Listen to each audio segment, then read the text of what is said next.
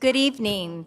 I'm calling this meeting of the Sacramento City Unified School District Board of Education back to order. Item 4.0, the Pledge of Allegiance. Item 4.1, which will be led by the Superintendent. Please stand. Ready? Pledge allegiance to the flag of the United States of America, to the republic for which it stands, one nation, under God, indivisible, with liberty and justice for all.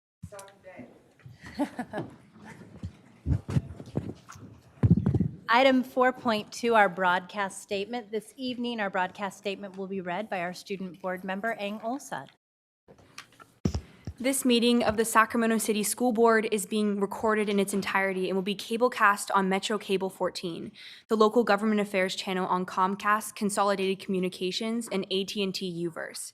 Today's meeting will air Monday, September 9th at noon and Wednesday, September 11th at 6 p.m., and also webcast at www.sacmetrocable.tv. We welcome members of the audience to address the board. Please complete a speaker form located in the back of the community room and give them to our communications representative along with any handouts you may have for the board prior to the discussion or conclusion of the item's presentation. Please speak into the microphone when addressing the board and state your name for the record. Please limit comments during public comment to items that are not on the agenda. If you do comment on an item that is on the agenda, we will ask that you please defer your comments until your item comes up on the agenda. Please also turn off your cell phones and place them on silent or vibrate.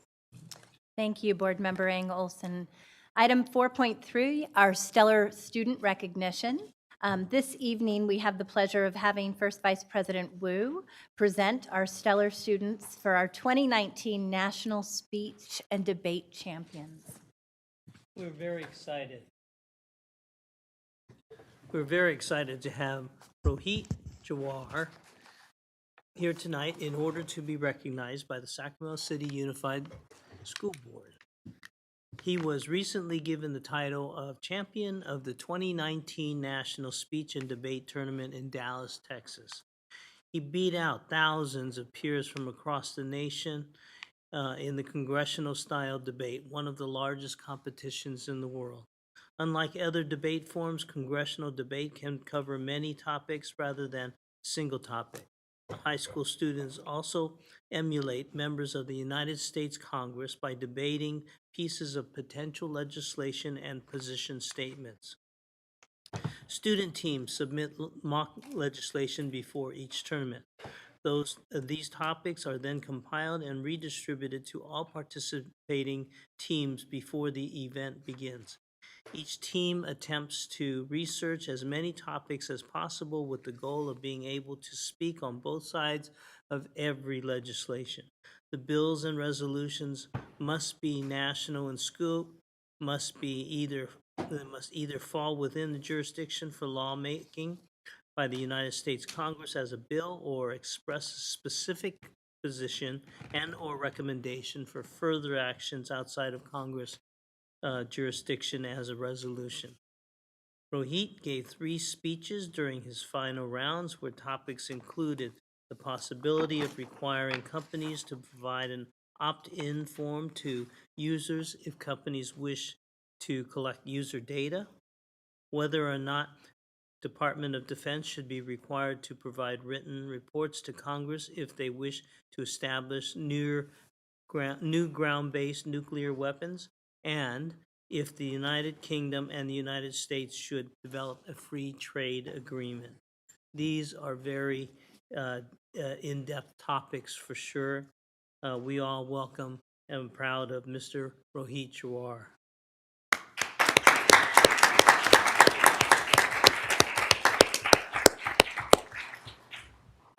You have the floor. I just want to thank the board for allowing me to receive this award. It really means a lot, and I thank you for the recognition. Thank you, Rohit.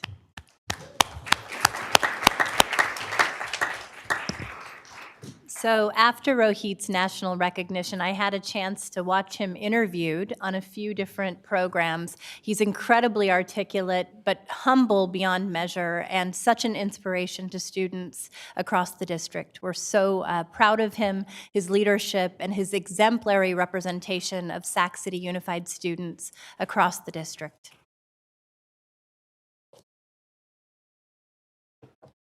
Thank you.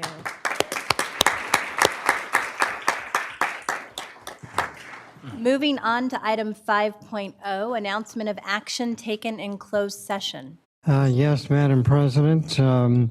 I have one announcement followed by the superintendent's announcements. By a vote of 6-0, with Board Member Pritchett absent, the board approved settlements regarding 2 certificated employees. Now I will defer to the superintendent, who has 3 announcements to make regarding board appointments. Thank you. Thank you, Mr. Behrens. I'm pleased to announce this evening that the board, by unanimous vote of 6-0, or a vote of 6-0 with Board Member Pritchett absent, approved the appointment of Ms. Ayana Peace as principal, Arthur A. Benjamin Health Professions High School.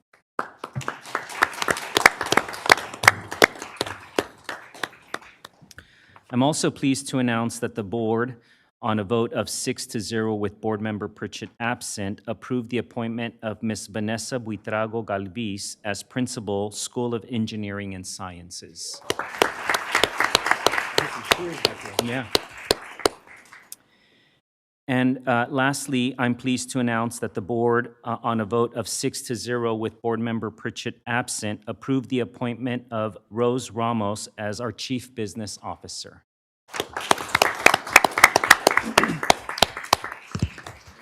President Ryan, Ms. Rose is here in attendance as well, and I'd like to ask her to come up and say a few words.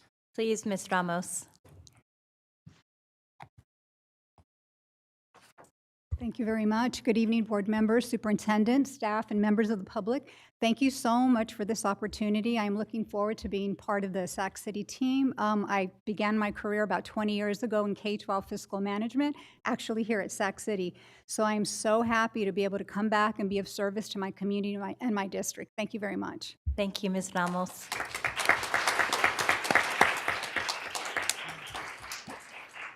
Moving on to item 6.0, agenda adoption. Do we have a motion? Do we have a second? Resolution. Oh, sorry. We're going to pull the resolution. No, that's. Oh, sorry. Okay, so I am actually making a modification to the agenda. Prior to adopting the agenda, I'm actually recommending that item 7.1, Resolution 3101, the commitment to student achievement, be pushed to a future meeting date for additional substantive content to the resolution. Do I have a motion? Do I have a second? Okay. All those in favor? Aye. Any opposed? Any abstain? And our student preferential vote? Aye. Wonderful, thank you. With that, do I have a motion to adopt the amended agenda? Second? Second. All those, student preferential vote? Aye. All those in favor? Aye. Motion carries. Moving on to item 7.2, approving resolution number 3102, the recognition of National Attendance Awareness Month. This evening, we are very pleased to hear from several staff who are leading in the effort to reduce chronic absenteeism in Sac City Unified. They will actually be presenting the resolution this night and talking about our stellar efforts to promote the Be Here campaign.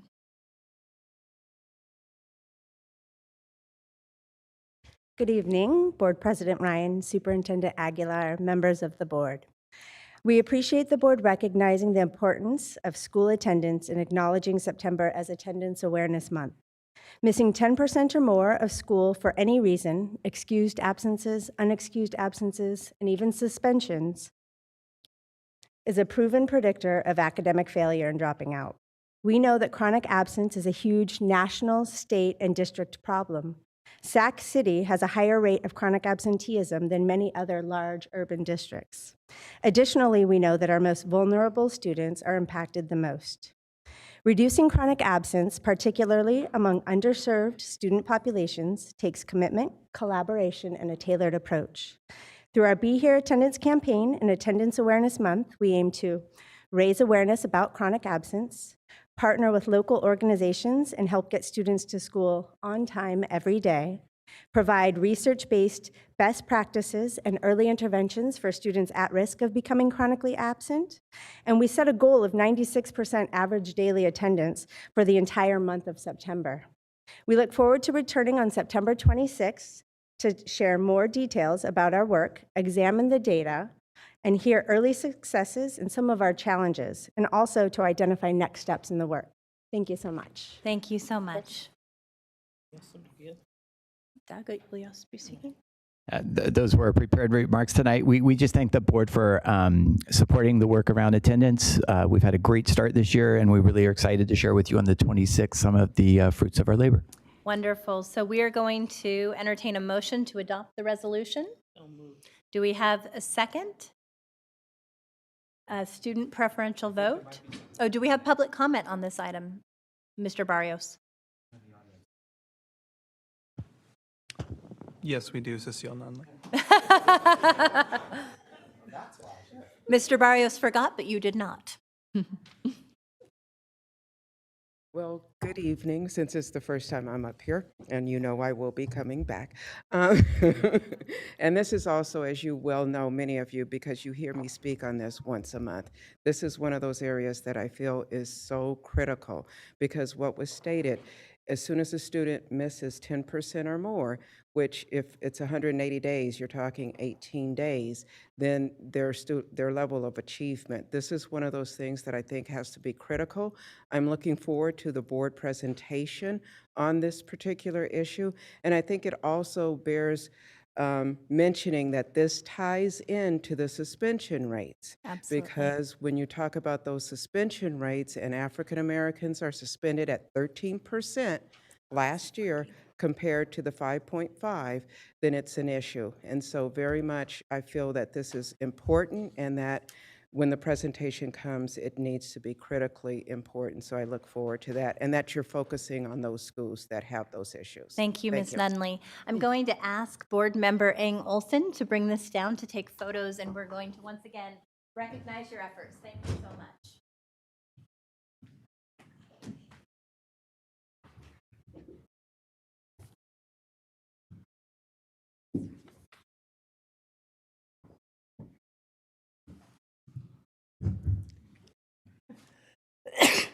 Excuse me, thank you.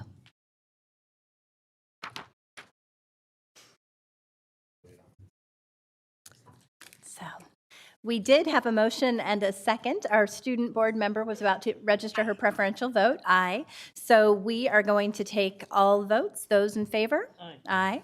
Any opposed? Any abstain? The motion carries. Thank you all for your efforts.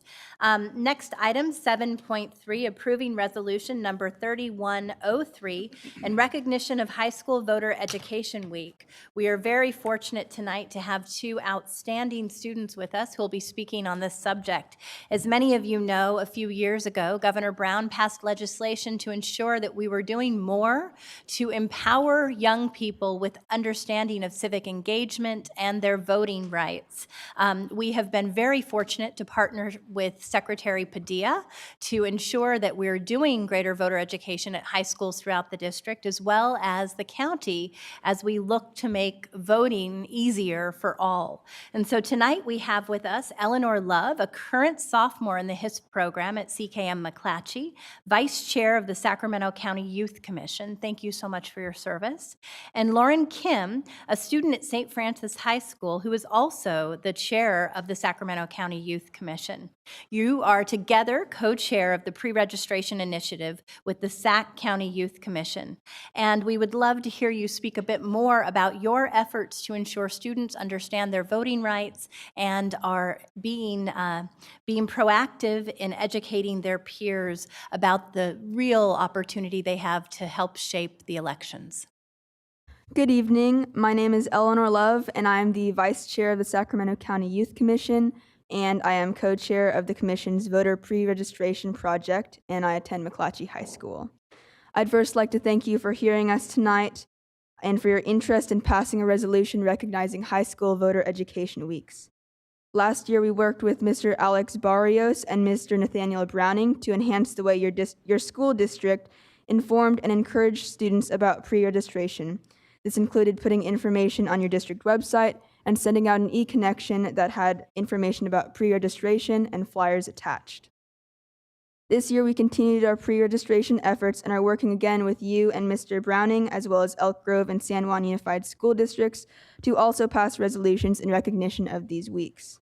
We also had a table at the Cesar Chavez Youth Leadership Conference at UC Davis in March, in which we helped people pre-register to vote, and we also had pre-registration flyers included in the string bags, which were provided to about 2,100 participants. We are expanding our efforts this year by reaching out to other county youth commissions in our state and plan on reaching out to youth commissions in other states that allow pre-registration efforts. And I'll let Lauren speak now. Good evening. My name is Lauren Kim, and I'm the chair of the Sacramento County Youth Commission, and I'm co-chair of the Pre-Registration Project. I'm a senior at St. Francis High School. So Sacramento City Unified's pre-registration efforts have played a critical role in civic engagement of young people in Sac County. Last summer, the number of teenagers pre-registered in the county increased by about 2,300, and since then we've seen an increase in the amount of pre-registered teens by 1,600. So as of Tuesday, data shows that there are just over 6,200 young people pre-registered to vote, and your efforts have contributed to these numbers, so we thank you.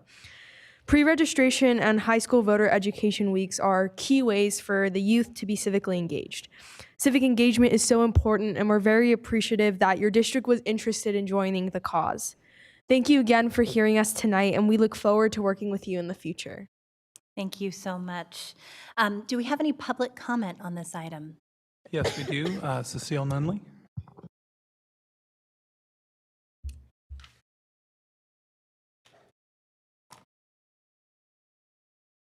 I just wanted to commend the two young ladies and thank you so much for doing this, and also the board, because I think this is just critical, especially for our disadvantaged and marginalized communities, that we're finally going to be recognized and have a better opportunity to make sure that we're participants. I hope also that the district will consider, is this also part of the class curriculum in civics education? I don't know if it is or isn't. Can you tell me that? That I do not know. Superintendent? Yeah. I think I saw Mr. Turkey, who might be able to answer that question. Why don't we have Mr. Turkey follow up with Cecile? Absolutely. But I do want to share one thing that I did not mention is that we have had a wonderful partnership with the Sacramento County Office of Education, and this voter registration and pre-registration effort has not just included our comprehensive high schools. I was very proud that an intentional effort was made in partnership with American Legion, our continuation high school last year, and so thank you so much for that work. We have one comment from Board Member Michael Minnick, and then we'll move to adopt the resolution. Cool. I just want to thank you for this work. This is really important to get young people fired up early. My daughter JoJo is a senior in high school. She'll be able to vote in our primary election, which is in April, March. I know it's early this time. That'll be her first time voting, and she's been registered to vote for over a year. Because there was efforts at her school site to make sure that students knew that this was their opportunity. And we're already having conversations at home about upcoming elections. So your work is really paying off. It's really getting young people thinking about this while they're still in school and have a chance to share with their friends about how they feel. So I just want to thank you. Thank you. Thank you, Board Member Minnick. So we're going to read three very quick whereases before taking a motion to adopt the resolution. Whereas the Sacramento City Unified School District is committed to strengthening democracy by encouraging voter registration and increasing participation in all elections by all eligible Californians. Whereas 16 and 17-year-olds can now pre-register to vote and then automatically become active voters once they turn 18. Whereas high school administrators and high schools are encouraged to name name one or more students as voter outreach coordinators to encourage student voter registration during high school voter education weeks. Now, therefore, be it resolved that the Sacramento City Unified School District Board of Education requests that the district actively educates and encourages our youth citizens to register to vote and to turn out at the polls to ensure that their voices are heard in September 2019 and beyond. So with that, do we have a motion to adopt the resolution? Second? Student preferential vote? All those in favor? Aye. The motion carries. We're going to keep you there and bring down this resolution.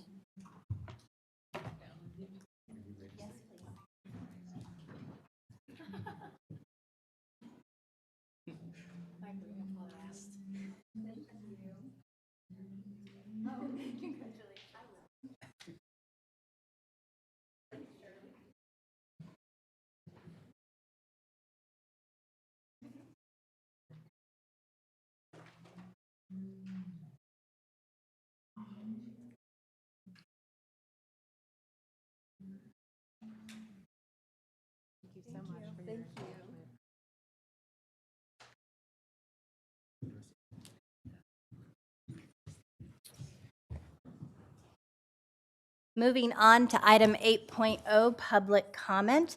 Members of the public may address the board on non-agendized items that are within the subject matter of the board. Please fill out a yellow card. We will have 2 minutes per individual speaker with no more than 15 minutes on any given topic. Mr. Barrios, do we have any public comments tonight? Yes, we do. We have 24 public comments. I'll call up the first 10. If you could please line up in the order you hear your name called, and then we'll announce the next 10. Okay. And I do want to share that if individuals want to combine their public comments, we can do that and have a combined public commentary for several individuals. Okay.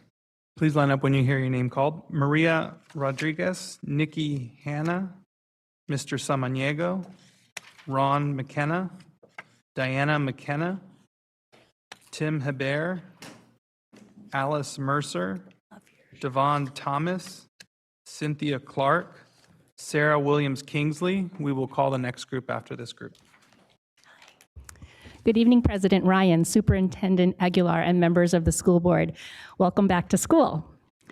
I am the product of public education. My sons are the product of public education, and I really hope my grandchildren's generation will be the product of public education.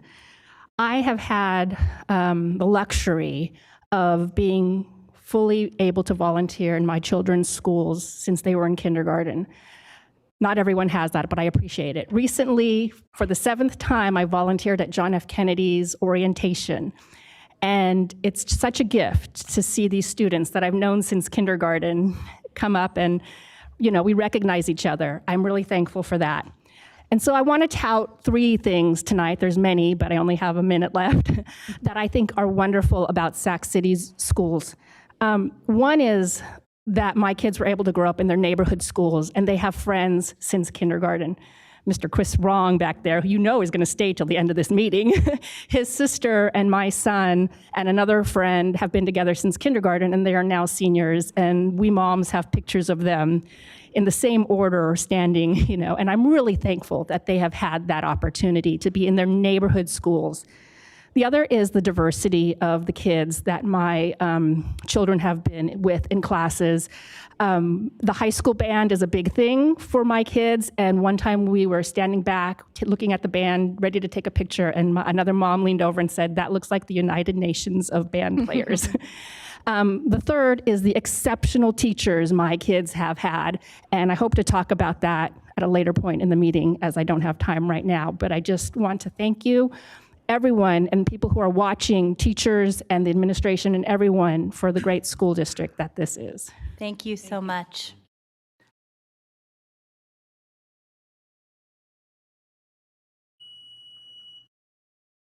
Please. Good evening. My name is Sandra Simoniego. I live on Maida Circle. Thank you for welcoming me with a beep. I'm exhausted because I woke up at 5:40 this morning because of the beeping of the buses. So I'm here to ask for a few things. You heard me last month I was here. And just like days later, the buses were idling right behind my house, like 8 feet, 9 feet. 15 minutes, 20 minutes, 40 minutes. After an hour, I filed a complaint with the Cali PA.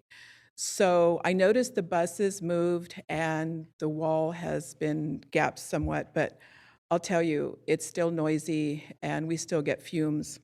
So I'm asking for the wall to be attenuated. The sound wall there is not the proper construction for sound attenuation. Can you please stop using the reverse alarm? Both the CHP and your insurance said you don't have to use it. And please ensure adhere to the 5-minute idling of the buses. Thank you. Thank you.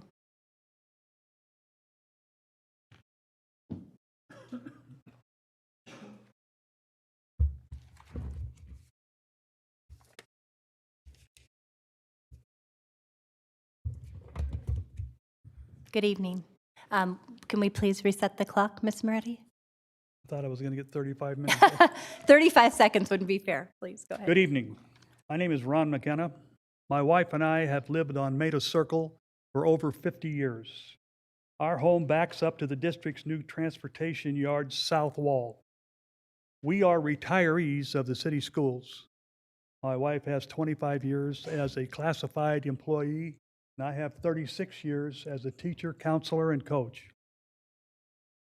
I attended the first district meetings held at Hiram Johnson High School to solicit public input and to notify us unilaterally that the district was moving the buses and building a new food center.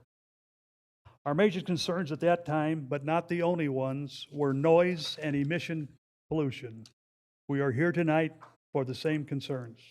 Several months ago, I contacted Board Member Garcia about emissions. She researched it and reported to me that the district would not provide the detectors. When the district started these two projects, they did the requisite testing for sound and emission. The testing was done on the old schoolyard and projected to the new schoolyard. The finding was a 10-foot ugly porous wall that does not stop sound and does not stop emissions and does not meet MND standards. Several weeks ago, my wife and next-door neighbor went out into our backyards and were met with noise and fumes from idling buses. My wife called the district and was told that she should go back inside and close the windows and doors. This is a poor solution to a major problem. I contacted the Department of U.S. Health Can you and Human please Services wrap up your comments? and was told that the carbon monoxide is a colorless, odorless gas that kills without warning. Thank you very much. Best method of detection is I believe we have some battery-operated more comments on this detector. subject too. I'm sorry, you're already out of time. We do have some more comments on this subject, though. I'm sorry? The clock has run out, sir. The clock has run out. Your time has elapsed. All right. Thank you very I much. was here asking for carbon monoxide detectors for our yards. Sir, would you submit your written comments? I think you were reading off of written comments. Please, Mr. Barrios, will you take his written comments? Thank you. Thank you.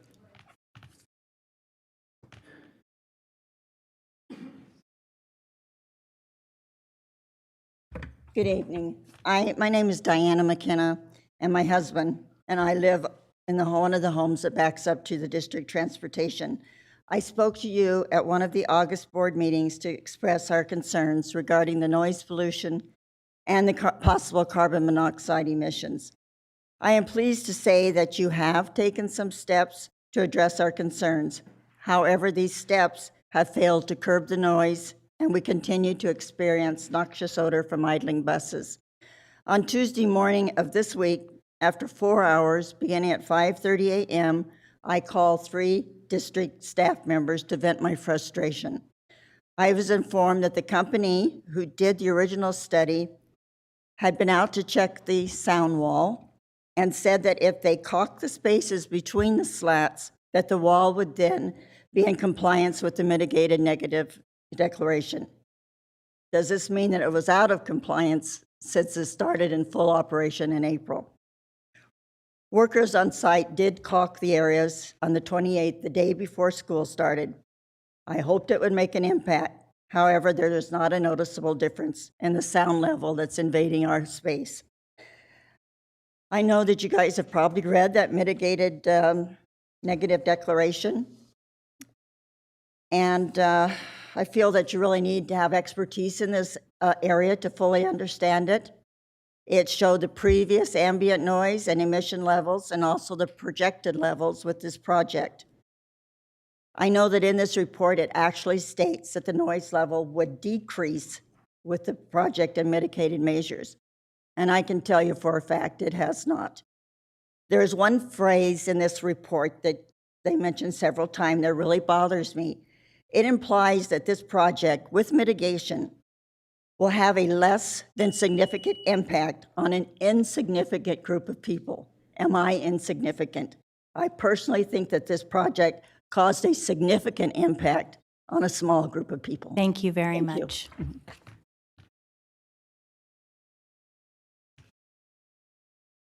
Hi, everyone.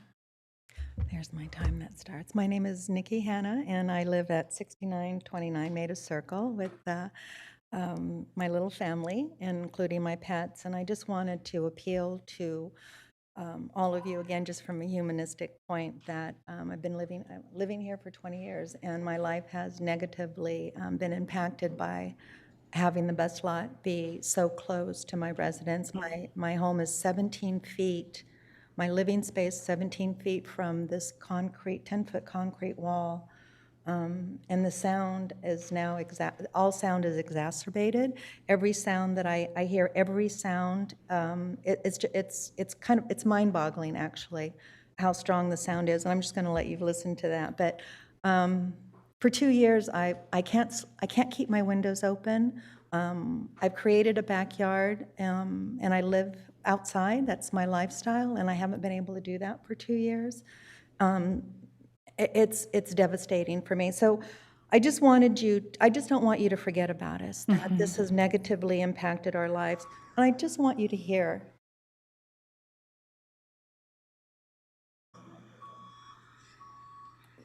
Yeah, Vicki, I can hear it, but you can bring it closer to the mic if you want.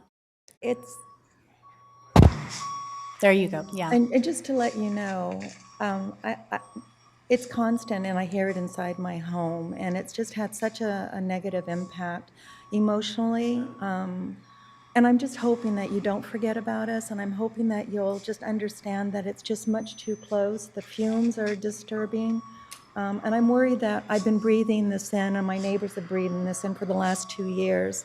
And I have a friend who has helped me understand this mitigating negative impact report, and I really believe that it's just needs to be looked at. I don't think it's accurate. Even the sound testing that I've done with my neighbors, it's off the charts. Thank you, For Nikki. your time. I know that both Board Member Garcia and Council Member Guerra, as well as the district, have been working on that, but I would appreciate any of your written comments, particularly your suggestions based on conversations with CHP and others for mitigating some of the challenges.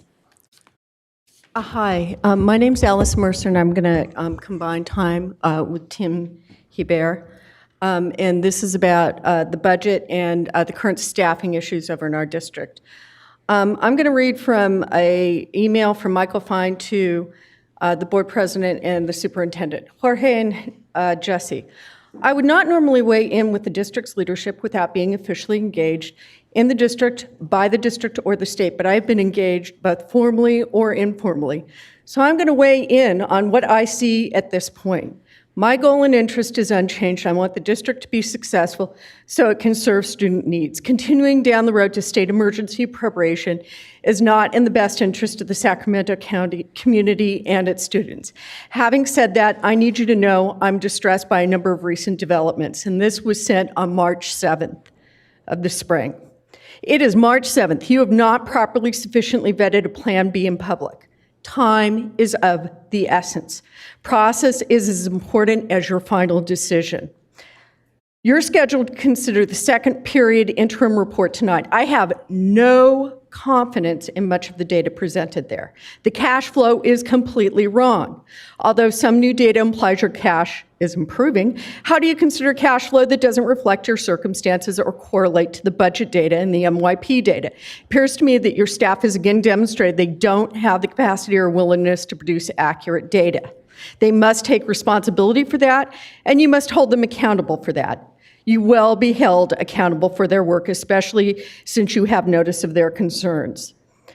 I'm going to skip further down. I'm further concerned with what I hear coming out of closed session. Let's be frank, the district has no credibility.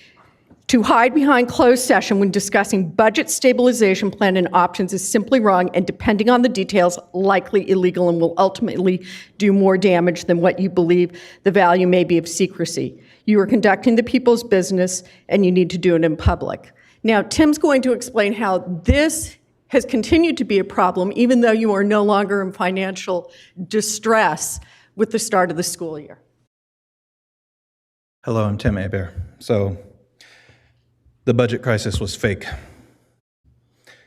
The public deserves to know, did you know that the budget crisis was fake before May 9th? Or did you learn about that between May 9th and May 16th, like the rest of the public? Because on May 9th, you voted to lay off about 100 teachers. So it matters.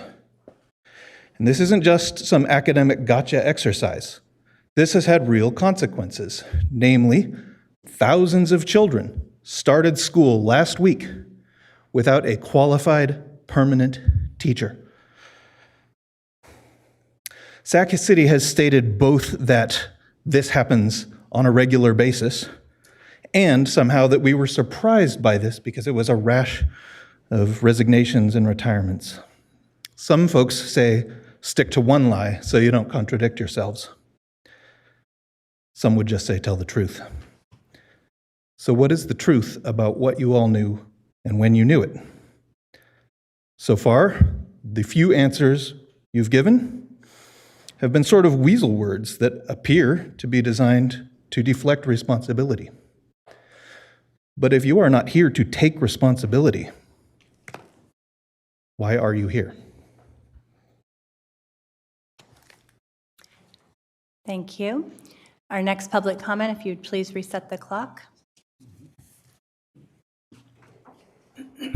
Hello, my name is Davon Thomas. I am a fourth-year history major from UC Santa Cruz and also served as student body president for UC Santa Cruz, the fourth Black president in our 54-year history. But most importantly, I'm an Oak Park resident. I have lived here since I was 4 years old. My mother grew up in the same home that I did. My grandmother grew up in the same home, as did my great-grandmother. So it's safe to say that Oak Park is my home, has been, and I'm going to come back once I graduate from college next year. So I take my community very seriously. So when I see on social media scare tactics, disrespectful behavior to my elected representatives, I think is childish, I think it's pathetic, I think it's disgusting. My grandmother grew up here. She voted for our representative in 2014, and she's going to do so again next year, I know it. Sac City Unified has the highest suspension district for Black males in the state of California. So as a Black man in this country, in this state, in this city, I take that very offensive that instead of coming together to find solutions for our community, we're seeing bickering on social media and Facebook, and I'm tired of it, I truly am. And I had a planned part of the rest of my speech, but what I will say is if you are going to wear a shirt that says, students, we've got your back, then I will say a couple things. One, if the union you're representing takes a neutral stance on a bill that will essentially end suspensions for up to 8th grade, that is not having students on your back. Neutrality on that bill is passive. Neutrality does not have a solution. It's passive politics. So we're going to be neutral on a bill that ends suspensions, then that is a problem. That is not having students in the backs, that is putting a target on their back, to be clear. If we're going to have students' backs, make sure there aren't racist science projects that are happening, make sure there isn't blackface incidents happening at their high schools every single year.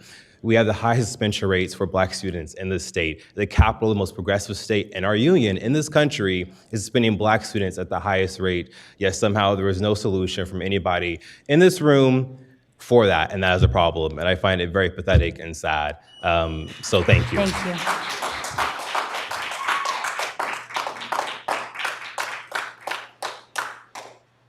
Please. Send that out, please. Hi, my name is Cynthia Clark, and I am a teacher, and I've been a teacher in the district for 22 years. I love teaching. I just want you to know that. But I also would like to be treated fairly, and also would like to have things run the way they should. I'm here because I was wrongly denied my pay on April 11th, 2019, the day the teachers went on strike. I was unable to work that day because my CPA could not see me on any other day so close to the tax deadline, April 15th.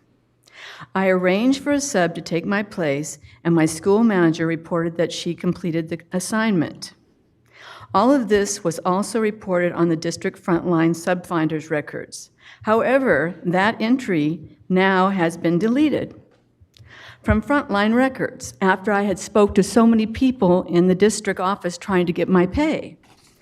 Luckily, my manager found my request in our school's daily report that is attached. So on that first paper, there is a daily report from American Legion High, and it says Cynthia Clark. They sort of like missed some letters, but it says it was a full day. It says it wasn't fulfilled, but it was. But I know that probably something happened during the strike, that maybe you guys had some kind of thing that you guys did. But it says not, and no approval required. So I did everything I was supposed to do.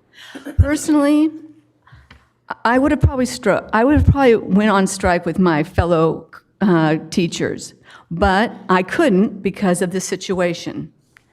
And I had to face them, and it was hard for me to face them because I am a team player. Thank you. We will go ahead and take this and make sure that HR follows up with you. Well, I just wanted you to know that anything in the third paragraph that was written by Jorge Aguilar doesn't pertain to me. This was a personal necessity. I understand. Thank you. Thank you very much for coming this evening. Hello, please. Good evening, Superintendent and board members. My name is Sarah Williams-Kingsley, and I'll be back later with the Community Advisory Committee, but I wanted to speak quickly about three things. One, there was a presentation at some point last school year, about the new volunteer process and money being set aside for fingerprinting for parents. And I can't find that information anywhere on the website, and I don't know what's happening with that or how that's moving forward for parents as the school year starts. I've mentioned this several times in public comment, but the PowerPoint presentations that staff give at this meeting are not available online, and there's a lot of data in those PowerPoint presentations that is not in the board packet, and it's a black hole of information for the public. And we've asked repeatedly for those to be posted, and nothing has happened. And I noticed happily that school site council training, there's a webinar scheduled for October 1st. And I want to encourage the department that is handling that to archive the webcast so that people who are not available at 5 p.m. on a Tuesday can monitor that later. Thank you. Thanks. Our next public comments. All right, if you could walk up when you hear your name called, we'll call the next 10. Cecile Nunley, Kenya Martinez, Renee Webster Hawkins, Allison French Tubo, Tara Thronson, Terrence Gladney, Lindsay Haven, Frank DeYoung, and Wendy Bogdan.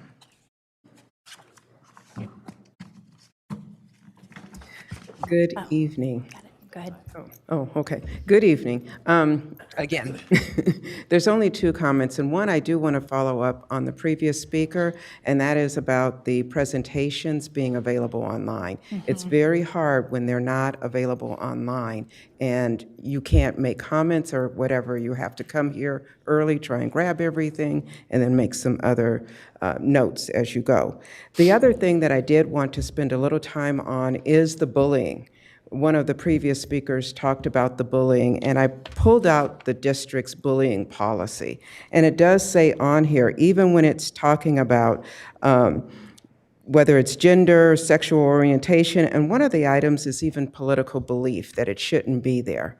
Because what's been happening on social media, what we see and what we keep hearing about people spreading flyers and other inappropriate material where it's giving out personal information, should not be done. That's not what we expect. That's not what we expect from our children. It's certainly not what we expect from adults. And also, one of the things that I do have to say, I'm a little concerned that other members of the board are not speaking out against this as well, because it appears that there's an attack on just one of the board members. It really needs to be that all of you are standing together, outraged at this type of behavior, because it's inappropriate and it should not be happening, and it's not acceptable. Thank you. Thank you. Good evening. I'm Renee Webster Hawkins, and I presented at the last board meeting as part of the contingent that went to Boston to the Public Education Leadership Program. And a few things I wanted to share with you. There was a couple of highlights that the 11 other districts recognized about our district. One was our home visit program. Several of the districts knew about our home visit program, and that's really a bright spot. Also, our superintendent. The districts unanimously were jealous of and highly respectful of our superintendent, and we all need to be mindful of that and how precious he is to our children. The concern that I had is that across the board, the other 11 districts were aghast at the fact that there is an assessment MOU that prohibits our professional leaders, our instructional leaders, from doing the right thing in providing early assessments and effective evidence-based instruction with diagnostic assessments that are systematic across the board.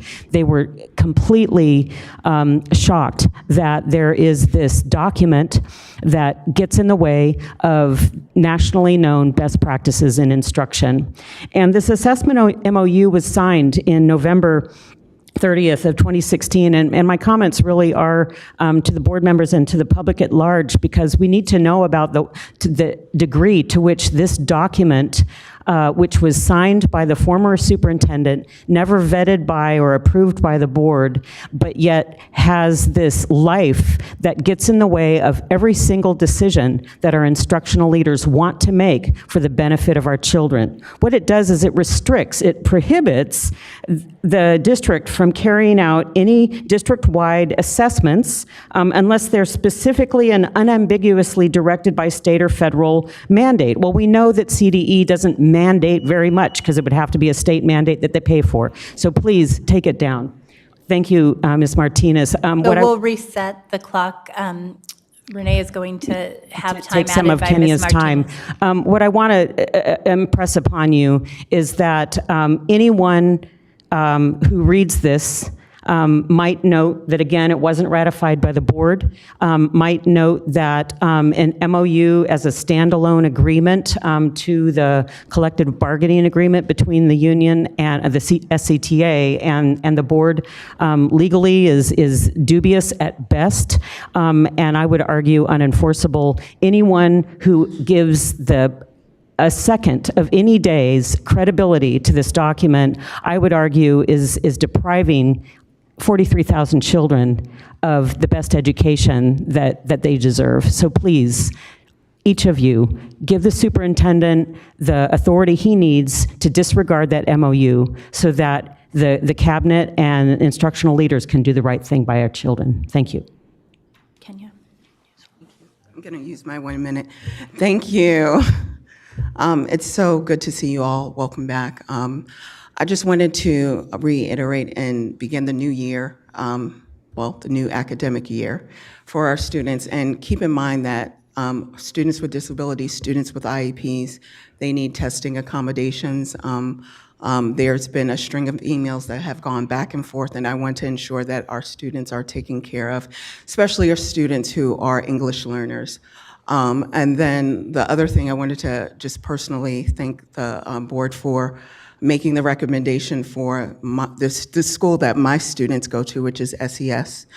And I just want to piggyback on what Cecile was saying.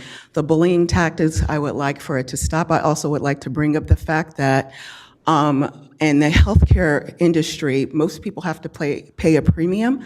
I believe the teachers, SCTA does not. So, and I know for a fact that most people are paying out of pocket anywhere from $500 to $2,000 per month. Ms. Martinez, are you using Sarah's time? Or Sure, okay. that's the truth. No? Okay, your time's over. Thank you. Thank you. Thank you. I'm trying.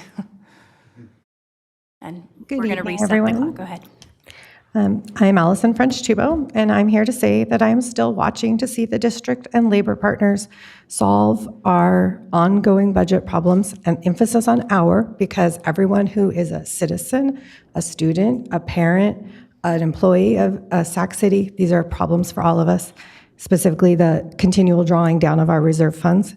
So it's good to see that we have a new CBO appointed, and I'm pleased to see that the parties disputing health insurance coverage have agreed to arbitration, but the next step is seeing meetings take place and getting a solution, because the clock is still running on this long-term structural problem. This is sort of like a glacier melting. Nobody's drowning yet, but the water is accumulating.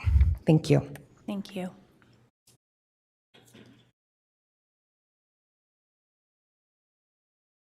Go ahead. President Ryan, Superintendent Aguilar, board members. Tara Thronson, I have 2 children in Sac City Unified, co-founder of Parents United to Restore Our Schools. I'm here to repeat that parents want a fiscally solvent school district with a gimmick-free budget. Decision makers in the district and union leaders, we would like you to meet regularly without conditions to mediate the current contract and negotiate the successor contract. We need solid and best practice budgeting and fiscal practices within the district. We expect the new CBO to assure that this happens. Reflecting on the summer months, 2 major frustrations arose at my family's kitchen table conversations. The first was our elementary school has high demand and wait lists to more than support our standard 2 kindergarten classes. Yet we only had a solution to support 2 classes 1 week before school started. Many of our students were from out of district, bringing in outside ADA. The parents that didn't lose hope and leave for another district were relieved just 1 week prior to school starting. Hearing the challenges of teacher staffing at McClatchy and Rosa Parks is also not healthy for our students or district.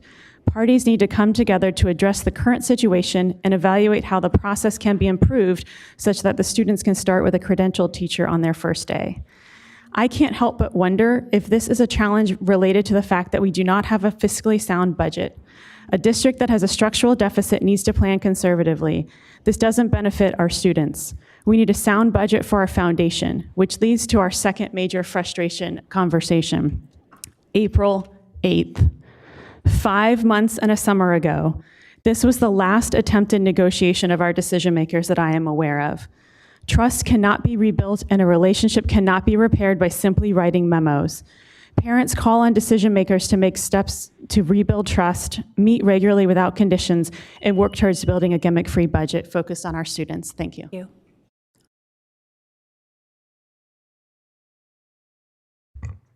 Hi, thanks for hearing me tonight. My name is Lindsay Haven, and I have my niece who I'm legal guardian of goes to Theodore Judah. It's come to parents' attention recently that there's going to be some enrollment restructuring with quite a few students moving around from their assigned classrooms that they will have been in for 3 weeks to new classrooms with new teachers, including some students being moved to different schools to accommodate that.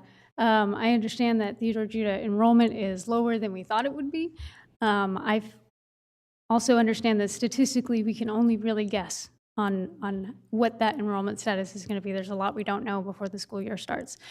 We have a certain level of confidence going into it, but I think that the solution to move students around after they've already built and established a bond with their teacher, 3 weeks into the school year, especially for at-risk kids who really need that bond to succeed, puts the burden of us not knowing what our needs are going to be in regards to teachers and class size on the students, which is a really big negative for them. That's not how it should be.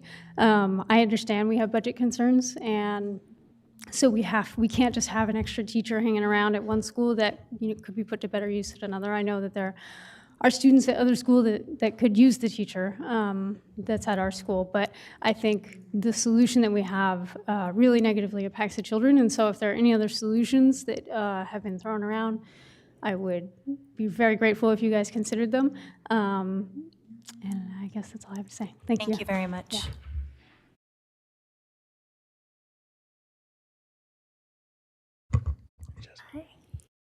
It's been a while. Just a little bit. I saw Daryl the other day at Nugget. He was eating nuggets to get my coffee. Good evening, everyone. My name is Terrence Gladney. I'm a parent of a sophomore at John F. Kennedy and a 2016 graduate from John F. Kennedy. For 11 years, I provided a free summer enrichment program in memoriam of my son, Terrell Gladney. Of those 11 years, 8 of them have been at John F. Kennedy, but I did want to acknowledge that for the first time of all those 8 years, I felt truly welcomed by the campus. Just the simplest of gestures when I drove up the first day, not really knowing what to expect. It's always been kind of contentious with the permit situation, but I just drove up and saw the gate open.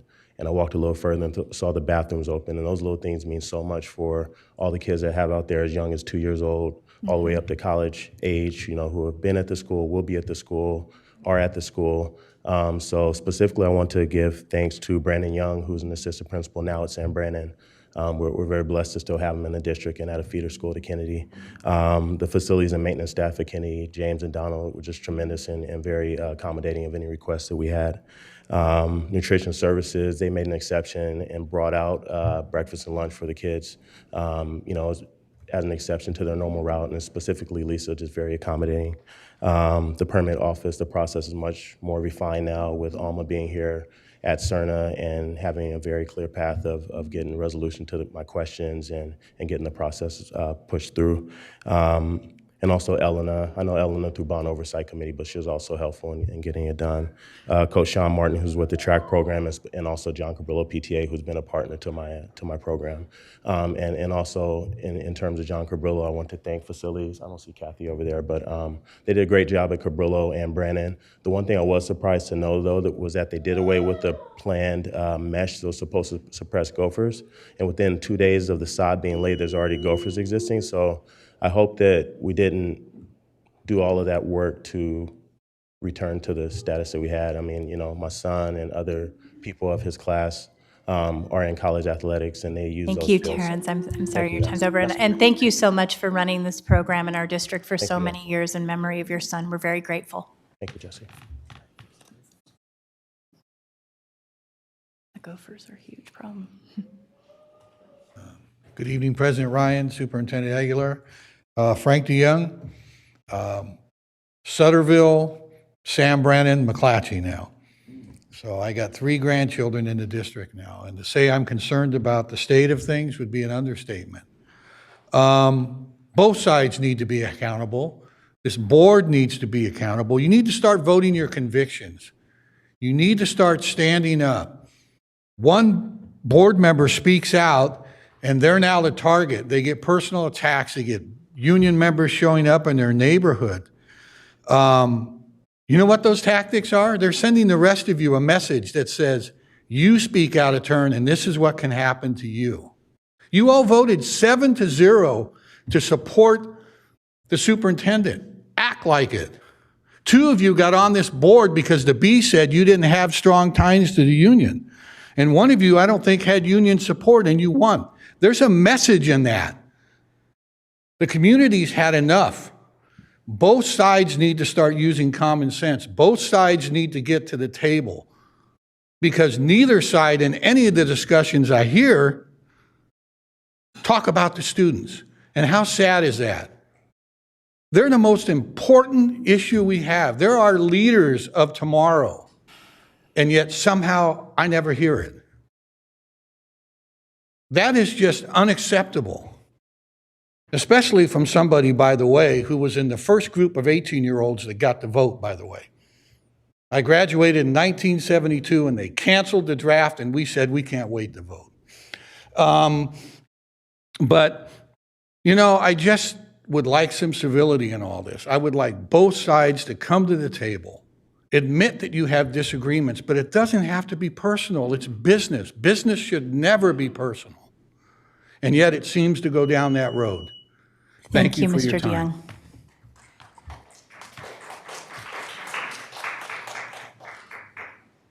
Is this our final public comment? We have 5 after this. Okay, please. I'm 6 out of the next 5. I've just got 5 more. Wendy Bogdan. I have a child at Theodore Judah Elementary School and then also in high school at McClatchy. And I just wanted to join in the comments that Lindsay made about the negative impact of requiring leveling by September 19th, I believe. I realize that there are a lot of very complicated, very challenging issues, and you're not the sole source of solutions for those. Completely understand that. But I also just felt compelled, as I've watched year after year, families just at our school go through the disruption and just the disheartening experience of that leveling, and now experiencing it myself firsthand. It's really hard, and it's really hard to keep morale up and keep people engaged. So just wanted to put in my 2 cents to acknowledge the difficulty of that, and also just to continue to encourage you all. You're not the only leaders, the only group responsible for the situation that we're all in with regard to the budget, but you're my elected leaders, so I speak to you and, look for your leadership as how to move through this. So thank you. Thank you. Okay, our final 5 public commenters. If you could line up when you hear your name called, please. Alma Lopez, Jorge Chavez, Nicole Chavez, Benjamin Lara Pineda, and Melissa Martinson.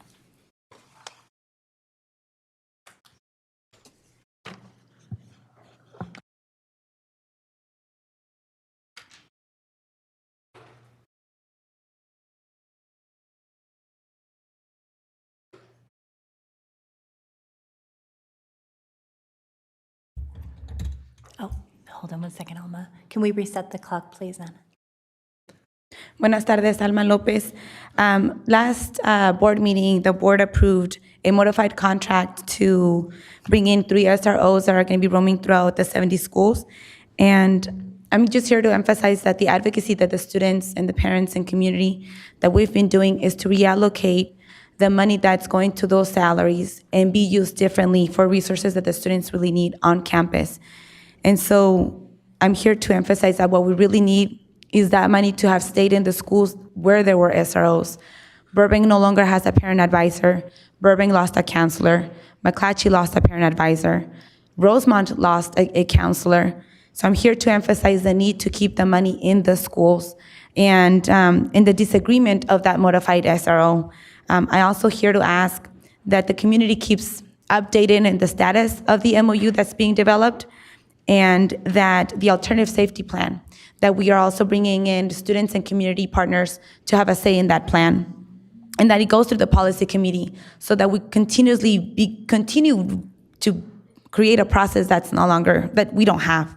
And so I'm also here to ask you to listen to the impact, the detrimental impact of what happens when students have interactions with law enforcement and there's no protocol. When students are getting cited for things that staff and people on campus should be handling and guiding our students. Again, schools are supposed to be places where they're learning from their mistakes, and we're supposed to be the people that are helping them become better adults for our community and to be civically engaged. So I ask you to please listen to them. Good evening. My name is Jorge Chavez. I'm a current student at Capital City School. I left Luther Burbank High School as a sophomore because of the harsh consequences of a fight in which I was a bystander. I was blamed of pushing an adult, in which I never did. And I went to a probation officer where I pleaded not guilty. And last week I went to court where I got a public defender. I feel frustrated and powerless that I'm going through this, and I shouldn't be. I feel like if this problem was handled by the school staff and not by the school police officers, I feel like the money they give to the officers, they should be given to other youthful things.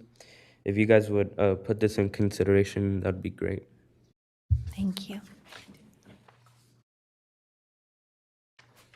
Good afternoon. My name is Nicole Chavez. I am a sophomore at Luther Burbank High School, the sister of Jorge Chavez. I just wanted to say that the reason he got into a fight was for defending me from a boy.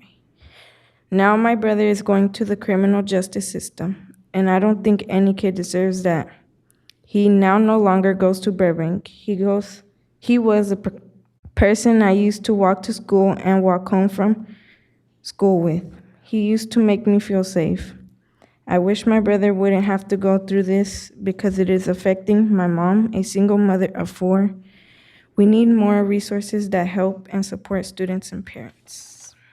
Thank you.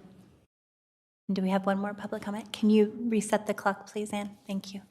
Buenas noches, soy el abuelo de Jorge Chávez Lara.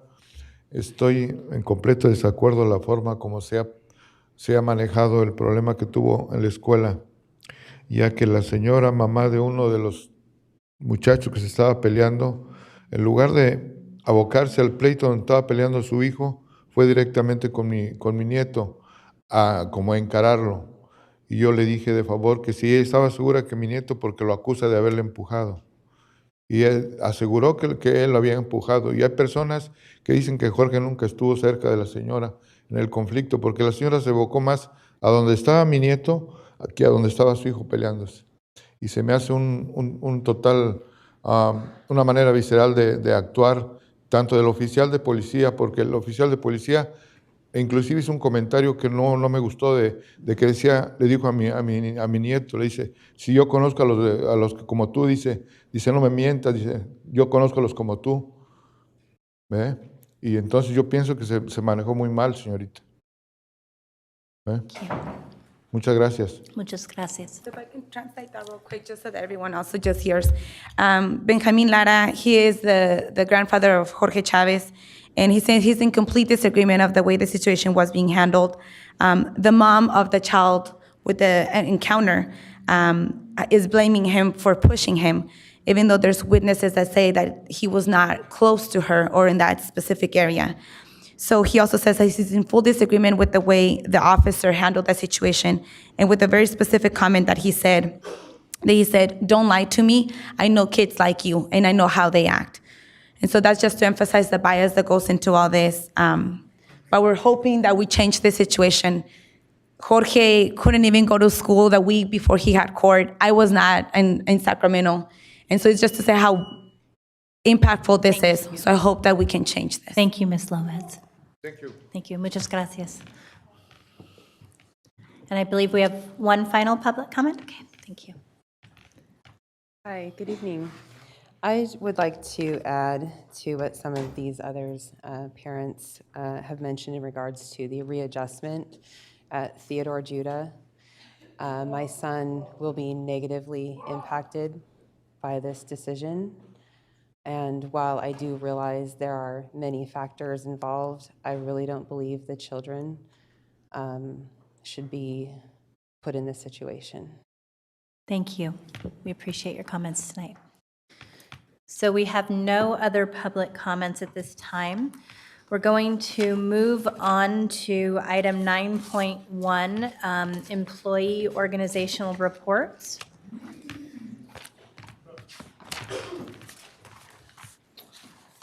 So I want to begin by thanking President Fisher for submitting, per the collective bargaining agreement 18.1 article, topics for discussion by Tuesday. So we will actually be expanding to up to 15 minutes based on the submission of topics for discussion by the Tuesday before the board meeting, that item for the SCTA organizational report. As I call David Fisher up, the topics listed out based on Article 18.12, our fiscal accountability and transparency, the staffing crisis, special education and MTSS, African American suspension and restorative practices, safe haven and professional development for educators, retro pay, health insurance, the Brown Act, and the Schools and Community First Ballot Initiative.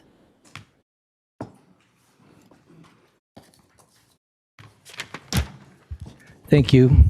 I'm David Fisher, president of the Sacramento City Teachers Association. I have 2 children in the district. And don't worry, not going to take 15 minutes. We wanted to send you all the things that we were thinking about talking about. Although we obviously face extreme challenges, right? Much of it avoidable, especially around the vacancies. From a financial perspective, the school year appears to be starting from a highly improved place. For example, the unaudited actuals show that the district actually broke even in 2018-19, which included a surplus in its unrestricted general fund spending, resulting in unrestricted general fund reserves that now exceed $62 million. It's good news. Considering that its third interim budget on May 16th, just 6 weeks before the end of the school year, the district projected to deficit spend by $21 million. This is a remarkable $22 million turnaround that we hope encourages the district to work with us to make Sac City the destination district in California. Immediately, we need to fix the staffing crisis. Our new salary schedule and great benefit practice should better enable the district to recruit and retain certificated staff. We also want to continue to encourage the district to invest in implicit bias training for all certificated staff, as we have been advocated in proposals for years now, and to work with us to implement the restorative practices proposal that we developed with the Black Pearl School Board some time ago. Last meeting, we announced that we at SCTA are proud to be partnering with Luis Cespedes and the Cruz Reynoso Bar Association to provide professional learning for educators on how to support students and their families in the wake of all these awful ICE raids that are happening around the country and in our communities. We also think that the great budget news makes it even easier to finally fully implement our contract in order to use potential savings from changes to our health plan to improve services to students. Study after study has proven that the learning conditions improve with lower class sizes and additional professional supports directly to students.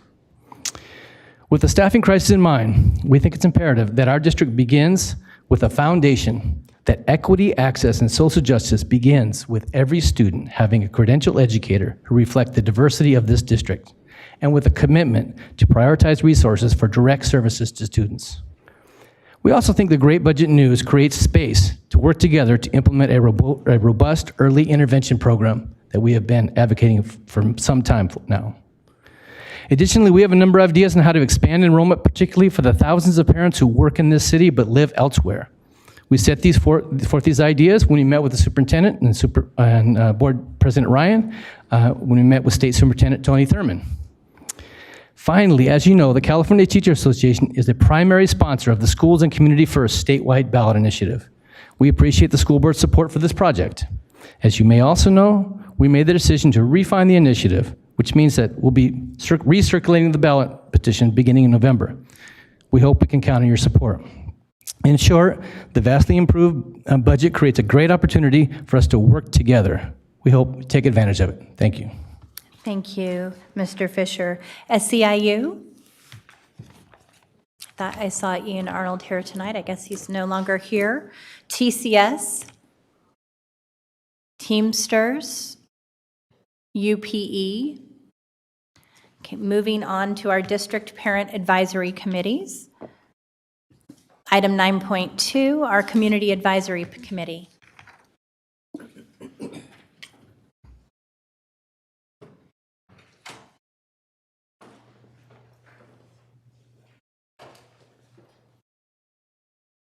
Good evening again, members of the board. So I wanted to introduce formally the members of our Community Advisory Committee. I'm the chair. My name is Kenya Martinez. Our vice chair, of course, is Renee Webster Hawkins. Our secretary is Sarah Williams Kingsley, and our treasurer is Rose McAlpin. Right? Did I say that right? Okay. Our first CAC meeting actually is happening September 24th. That's a Tuesday. I've shared with you before that we've actually changed our format. We will be starting the first hour with a format that is called Parent to Parent. That's a time for parents to communicate their needs with district staff and supervisors. And then the second hour, we're we've dedicated specifically to the business portion of the CAC. We'll focus on budget, dyslexia pilot program, things of that nature. I just want to reiterate that we're committed to our membership and to community engagement. We invite members of the board to actually attend our meetings, the first meeting as well as the meetings for the rest of the year. Students receiving special education services are students first. And we invite community groups, and particularly ones who are focused on special education.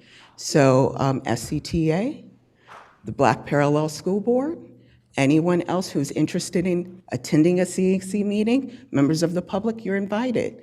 If you want to share that common goal, which is student outcomes, achievement outcomes for students with disabilities, please come to a CAC meeting and partner with us. And I'm gonna now turn it over to our specific executive members. What's the time on that? Is it standing every month? Is it like I'm putting it on my calendar. Is it every fourth? This Tuesday, the 24th, that's one selected date, but usually it's gonna be on the third Tuesday of each month. And actually in October, we will have our first all Spanish CAC. And the time? The time is 6 to 8 o'clock. Thank you, sorry. So I think because of the board member comments, we're going to have to add some time. Add an extra 1 minute, please. Go ahead, please. I wanted to, well, you know me, I'm here all the time, but one thing Kenya didn't mention is that the meetings are held here, actually, in the other side of this room. And yeah, we would encourage members of the community, anybody who's curious, other parents of students with special needs to join us. And if they have questions, they can certainly follow us on Facebook. And our contact information is there, and there are some flyers about our meeting schedule at the back of the room.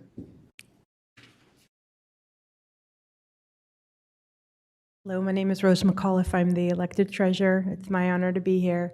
And we're an advocacy group, parents supporting children with special needs. Inclusion is very important, especially for English learners and for children with speech delay. And so we're very, very supportive of any type of support we can give to these kids and include them, make sure they're included, because they're all students first. So thank you. Thank you so much. I did want to share with our CAC partners that I would love to be at the September 24th kickoff. I believe the superintendent as well. It is our all high school graduation, fall graduation that night. So we're obligated to be there to, honor our late graduates or our early graduates, depending on where we find them. But please continue to keep us informed, and thank you so much for your work.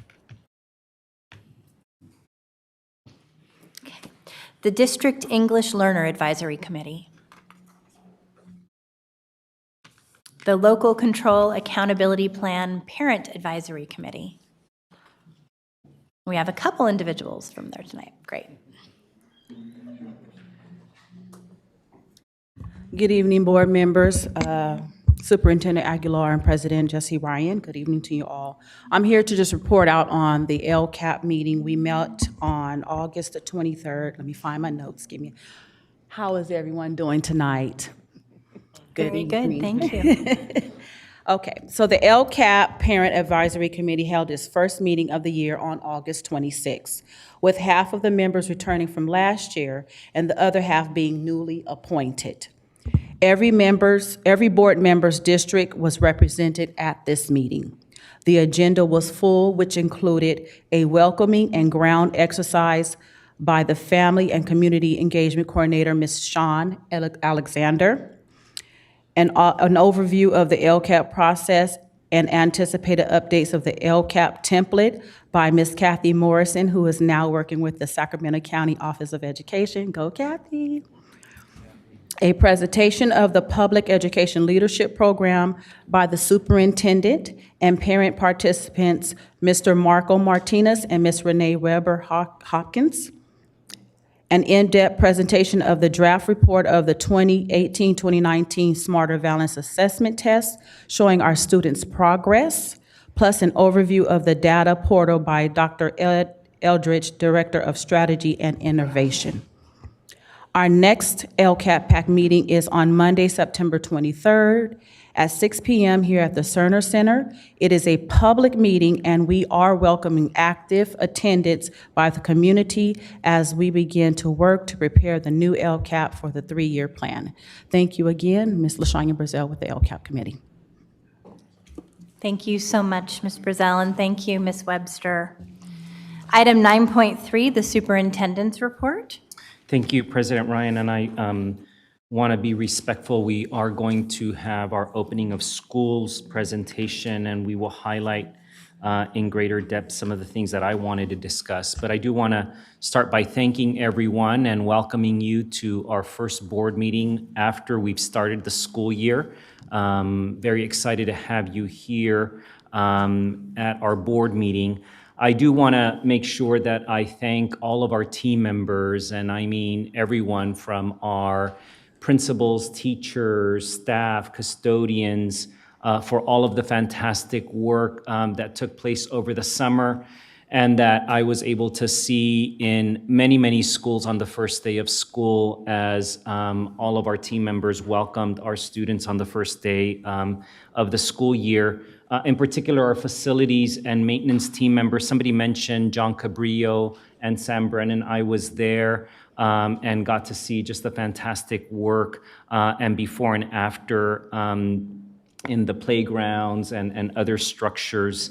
I also want to thank our principals who worked with our educators, our teachers. I was at Pacific and saw a great team there welcoming our students in a red carpet kind of format, clapping for each of our students and their families, welcoming them back after a long summer. I've been fortunate to visit about 13 schools since Thursday, including Baker, Bernie, Burbank, Early Wine, Leotata Floyd, Matsuyama, John Morris, Pacific, Phoebe Hurst, Sam Brennan, Hiram Johnson, Nicholas, and Harkness. Many of these schools, as you know, have either new principals or interim principals, and I simply wanted to be in space with them and our team. At Sam Brennan, I do want to highlight, because it's not part of our opening of schools presentation, but I was there to learn about an innovative program that was led by our site leaders and our teachers who spearheaded an effort to establish an advisory period, long time coming, that utilizes the Leader in Me program, which is based on the 7 Habits of Highly Effective Teens and focuses on enhancing school culture, reducing discipline problems, and increasing student responsibility, accountability, and leadership skills. I am particularly impressed that the program uses social emotional learning curriculum, but more important that it was the result of a collaboration between our site leaders and teachers at Sam Brennan.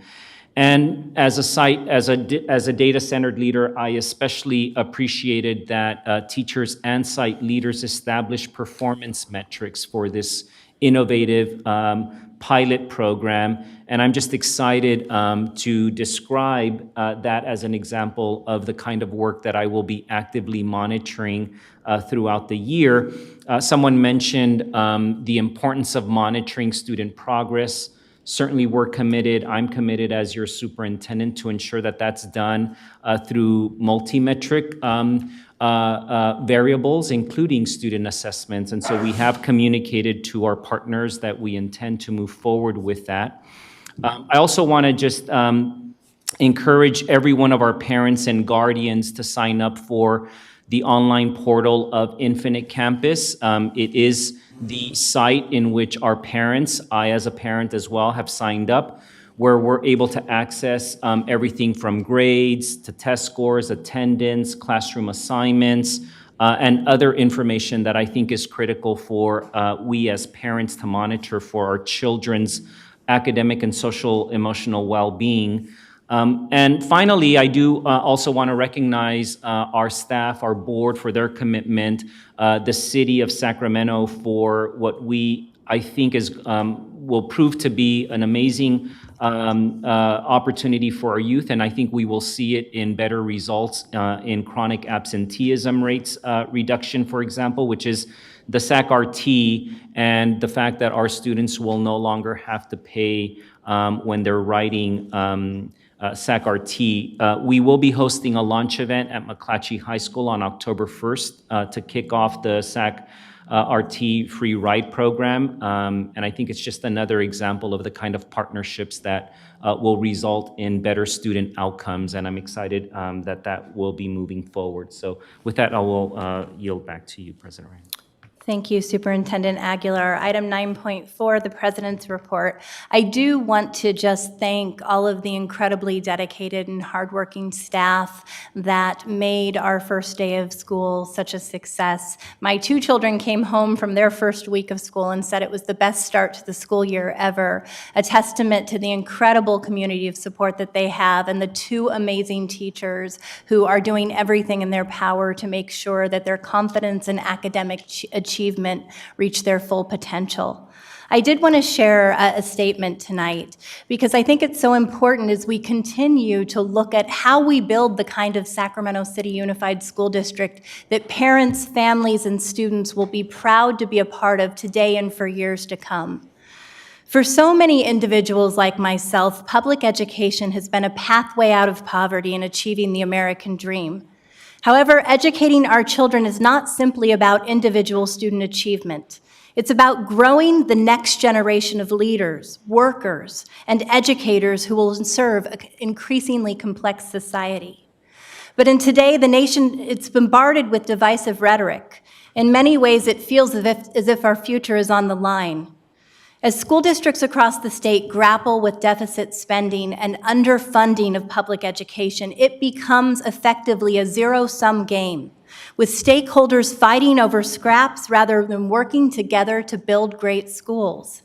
While it's tempting to demonize parties rather than look for points of commonality, strong labor management collaboration has been documented to be the most critical lever in transforming public schools. In districts that have embraced this collaborative model, collective bargaining has provided a pathway for teachers and administrators to work together to find solutions to budget challenges and create opportunities for our students. Through shared responsibility for student success, hardworking teachers, aides, custodians, bus drivers, and administrators celebrate what's working and have shared ownership of what needs improvement. These partnerships acknowledge that we are all on the same team and that students flourish under a culture of collaboration, not division. I'm so proud of the year-long, unprecedented Sac City Unified Labor Management Consortium and convinced that avoiding state receivership and coming together to finally make Sac City a destination district for students will require all parties uniting with a common goal, and that is meeting the needs of students and families above all else. Item 9.5, the student member report tonight will be by Student Board Member Ang Olson. Thank you. I want to spend my student board report tonight discussing an issue that hits home for me and is impacting our district's high schoolers. One of the best classes I've ever taken is molecular biology. That one class with Mrs. Coleman succeeded in changing my outlook on science, restoring my confidence in my ability to succeed in science, and instilling an interest in biology that has since never left. That, to me, is the epitome of what school should be like. Our classes, our teachers are there to guide our educational journeys and inspire future discovery. I was heartbroken to learn that molecular biology class will no longer exist as molecular biology next year. In addition, I learned that freshman honor sciences will be disbanded. The intention is to have all students learn by one course to equalize the playing field. In effect, this narrowing of course selection will put all freshmen in the same general biology course, and it is my understanding that similar efforts are targeting English and math departments as well. It is all an effort to be equitable. Now, what is equity? The word gets thrown around a lot and sometimes misunderstood. Equity is defined as fairness and justice. I'm speaking from a student standpoint as a high schooler, as a senior at McClatchy High School. And I can tell you that students are coming from a variety of different schools when they start high school freshman year.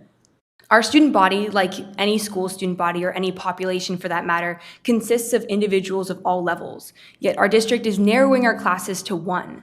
This one-size-fits-all idea is a disservice to the education of our students on multiple levels. It's impossible for one course to fulfill the educational needs of a whole freshman class. This year, McClatchy has nearly 700 freshmen.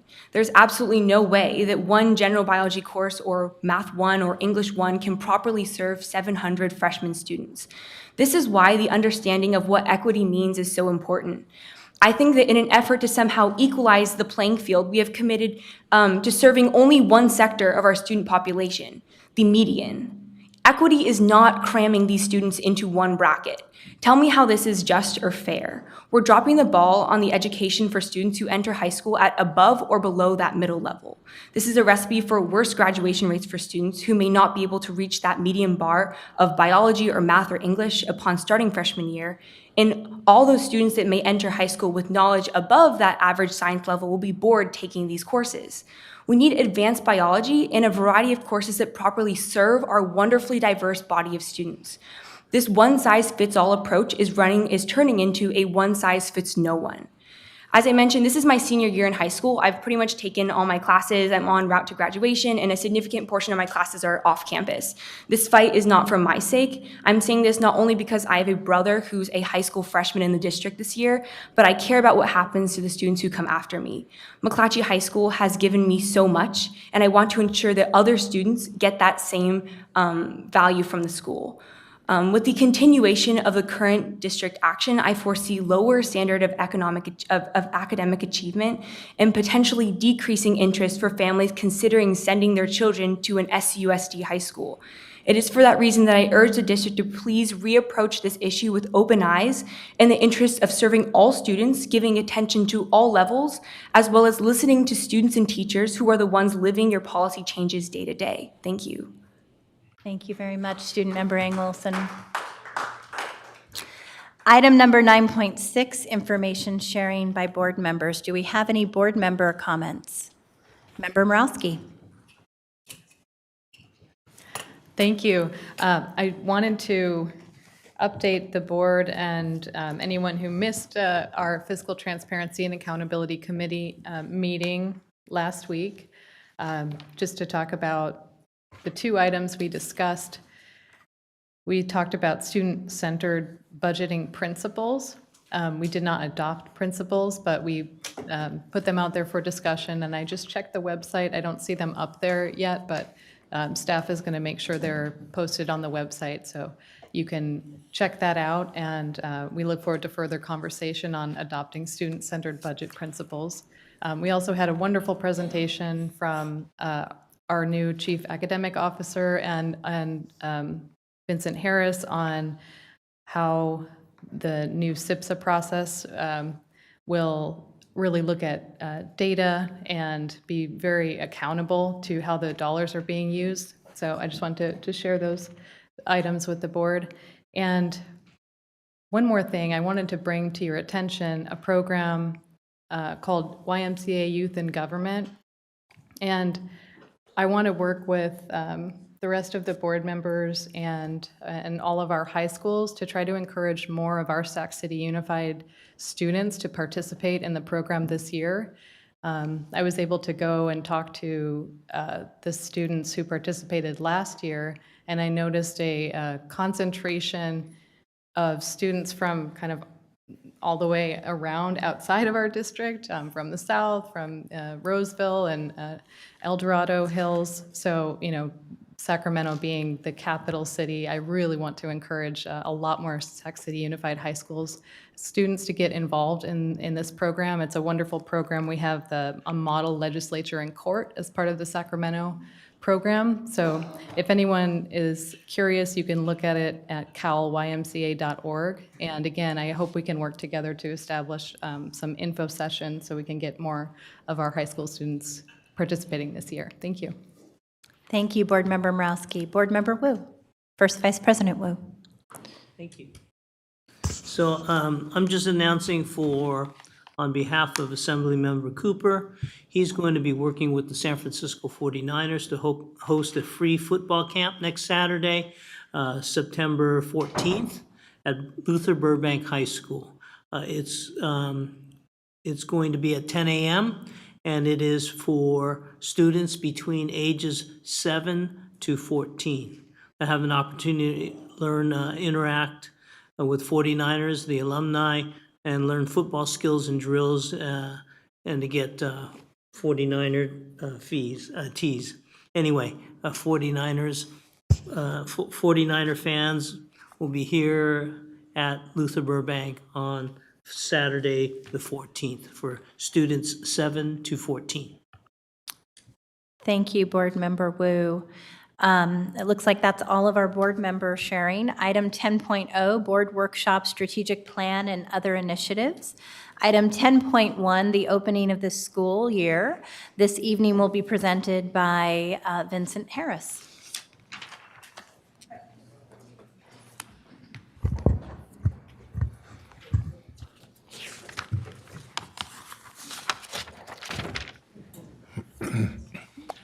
Well, good evening, Board President Ryan, board members, and Superintendent Aguilar. My name is Vincent Harris. I'm Chief of Continuous Improvement and Accountability. I'm joined by a wide range of district leaders this evening for a very important presentation. I mean, in many respects, opening of schools is probably one of the most capstone moments for any district as you try to make the best first impression.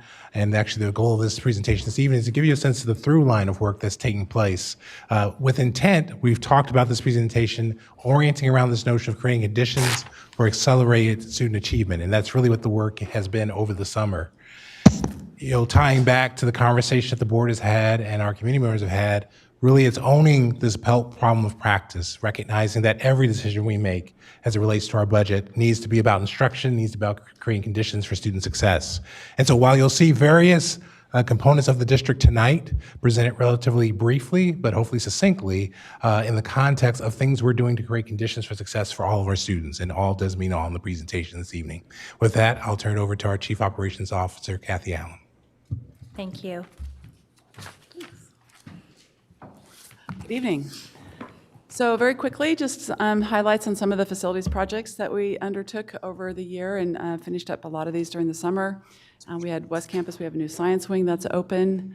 In place of that, we demolished some portables that were in between the two campuses. We also have a brand new transportation facility, as you've been hearing about. American Legion, we are wrapping up a brand new gym that has a beautiful culinary kitchen in it as part of their core academic renovation project. So both West Campus and American Legion were part of the core academic called for in the bond. And then, of course, we've started work on our central kitchen. We always try and pick a few schools that have extremely old HVAC or heating, ventilating, air conditioning units and take care of them. So we did Golden Empire in Phase 1 at Hiram Johnson. We did some restroom upgrades at San Brannon and John Cabrillo as part of that bigger project that you heard about earlier, the pavement and the sod. When you get to a certain dollar amount, then our state architect requires some ADA improvements, so we updated some restrooms there. And then always, we're about, out of the 6.5 million square feet of building space, we have, over the last 6 or 7 years, replaced about 2 million square feet of roofs. So it's something that we do every single year. Just some before and after pictures of San Brannon, the parking lot and the playfield. It's pretty spectacular over there. The far side where you see the walking trail there, we removed a lot of grass and we will save 5 million gallons of water a year, not having to water that. So pretty cool for us. This is a new building at the School of Engineering and Sciences. This was paid for by a Career Tech Ed incentive grant. It's now open as well. Here's West Campus before and after. If you get a chance to go out there and take a look, it's pretty spectacular. They have a robotics classroom, pretty exciting. And Ms. Allen, I'm going to have you pause for 1 second. We're going to go ahead and take board member questions throughout the presentation. I'm going to ask my colleagues to be mindful of asking a couple concise, cogent questions so that we can also ensure that we, being an hour and a half behind, get to our next very important budget items. But we have a first comment or question from Vice President Wu. No, I was turning off my speaker. Oh, he was turning it on and off. Okay. Okay, keep going here. Transportation on the left is before, is what it looked like. We demolished everything there, and that's the new building right there, which is up and operational. American Legion, this is a picture of the new gym that's being installed as well. Here's John Cabrilla's playground, which again you heard earlier with when Terrence was up here. It looks pretty exciting. We take all these pictures with the drones, by the way. Beautiful. Central Kitchen is in progress, so pretty exciting for us. That projected date is August of 20. And then we also have a lot of maintenance projects that we do. So again, we continue with roof replacements, maybe just not a whole entire school or a whole wing. It might just be a few classrooms that we take on. We also use the summer to do some painting projects around the district. And then just in the summer alone, we completed over 2,900 work orders, including 196 on the first day of school. For nutrition services, we're very, very active in providing meals throughout the summer. We served at over 31 sites this summer, extending beyond our school boundaries. And the numbers here you can see for a total of over 84,000 meals that we served. Here's a couple of pictures. We served at Fairytale Town and also had a presence at the State Fair, which was pretty exciting for us. And I think that's it.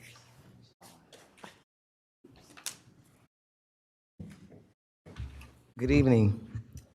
This first slide captures, one page. It's okay. This first slide shows fiscal year comparisons of our staffing and personnel transaction activities in preparation for the fiscal years noted in each column. In looking at the certificated attrition column, there was a 32% increase in the number of teachers leaving district service, which was primarily due to resignations and retirements. As we look at the bottom portion for transactions processed, we see significant increases in these areas. This was due to a number of factors, including changes in our position control process as recommended by FCMAC. Also, the reevaluation of certificated salary placements and a newly implemented sports program for our elementary segment. This slide captures substitute staffing data for the first day of school for the past 4 years, which, as you can see, has been fairly consistent with an average need of 123 teachers on the first day of school.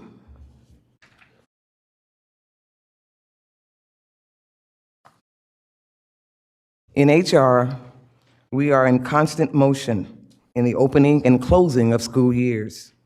In an effort to continue that work, we have highlighted here a few activities that have helped working conditions that support student achievement.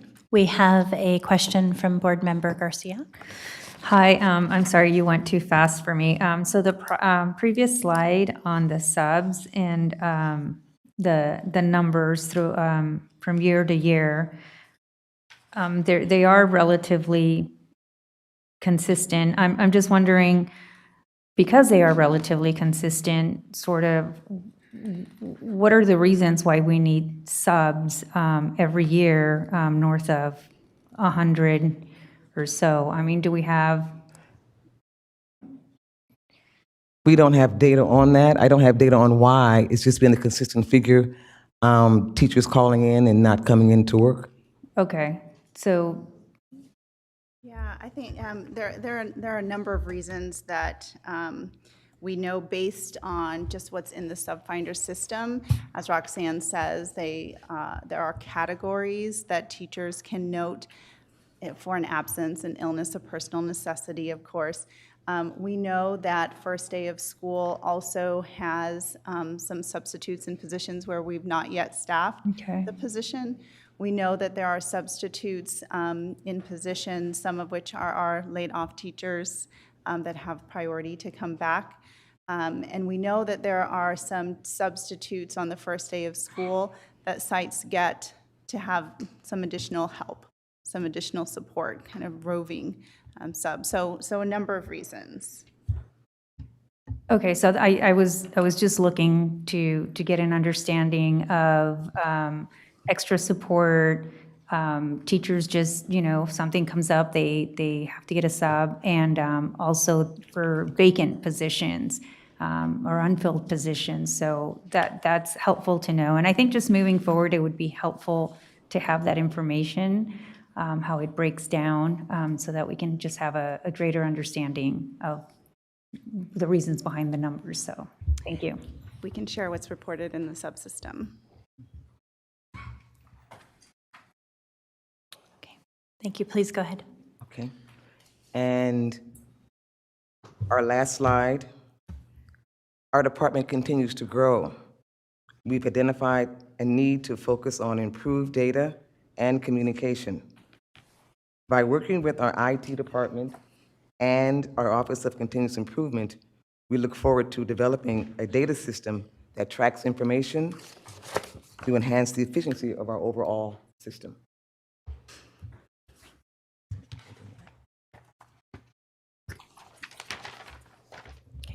Thank you very much. It looks like we have one more question for you from Member Morowski. Hi, I just wanted to ask on staffing, are there specific goals that we have set in place? Are there performance metrics that we would measure against? Are there, what's acceptable versus unacceptable? What's an outlier? Thank you for asking the question. Part of the work that we're engaging in around continuous improvement related specifically to staffing, and as you can see, it's cross-departmental, will be to look at other districts as well, but also to improve, knowing where we have been the last few years. We certainly want to get to a place where we can ensure that schools are staffed exactly as principals would want them to be staffed, so that students have what they need. So part of our continuous improvement process and cycle that we'll go through will help us to identify metrics. Part of the data system we want to create really looks at something where, whether internal or external, individuals will be able to go and see, where are we at my school, at this grade, at this subject area, so that that communication happens fairly instantaneously as the positions are changing. Mm-hmm. Well, that sounds like a really needed improvement, and to be able to monitor that and report. I am concerned about where you see a little bit of a concentration in subs at the first day of school. I'm thinking of McClatchy in my area, where I've heard anecdotes of students having multiple subs for their first day of school, and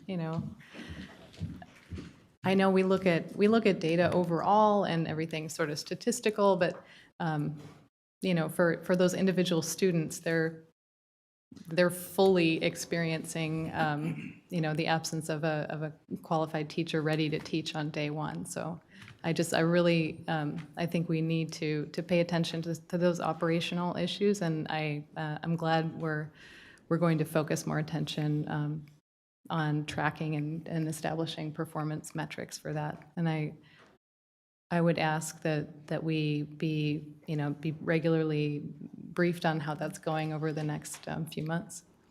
Thank you. Absolutely, fair enough. Thank you, Member Morowski. And I actually did also have a couple questions for Kansi, if you don't mind. I know that we don't have a slide here, but that I saw recent data that shows staffing trends over the last 4 years. So where are we in comparison with the past 4 years of trend analysis for number of subs district-wide?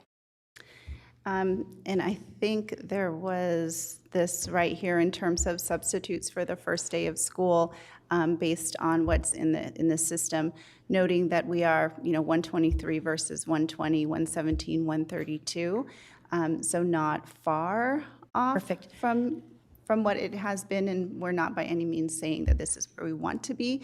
We were just sharing the data that we have for what has happened. So thank you, and if we can stay on that slide for a minute, because I think it's so critically important. I think Member Morowski's points are so well taken, particularly at the 2 school sites where we've seen disproportionate impact, at Rosa Parks and at McClatchy.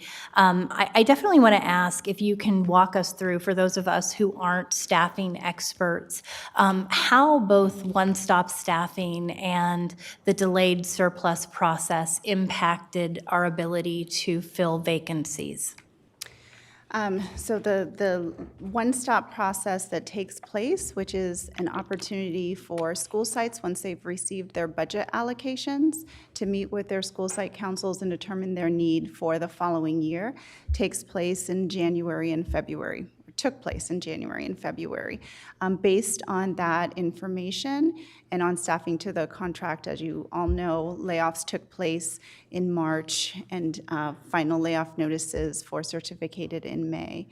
And through that process, we certainly are looking at ensuring that both for the next school year as well as those individuals who were unfortunately affected by layoffs and reductions is in place.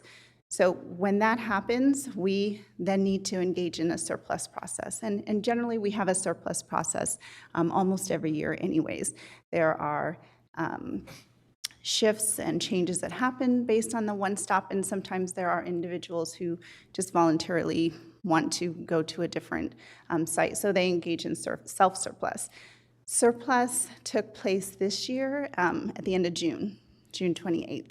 And that— When does it normally take place? Can you please repeat that? Yeah, this year it took place at the end of June 28th.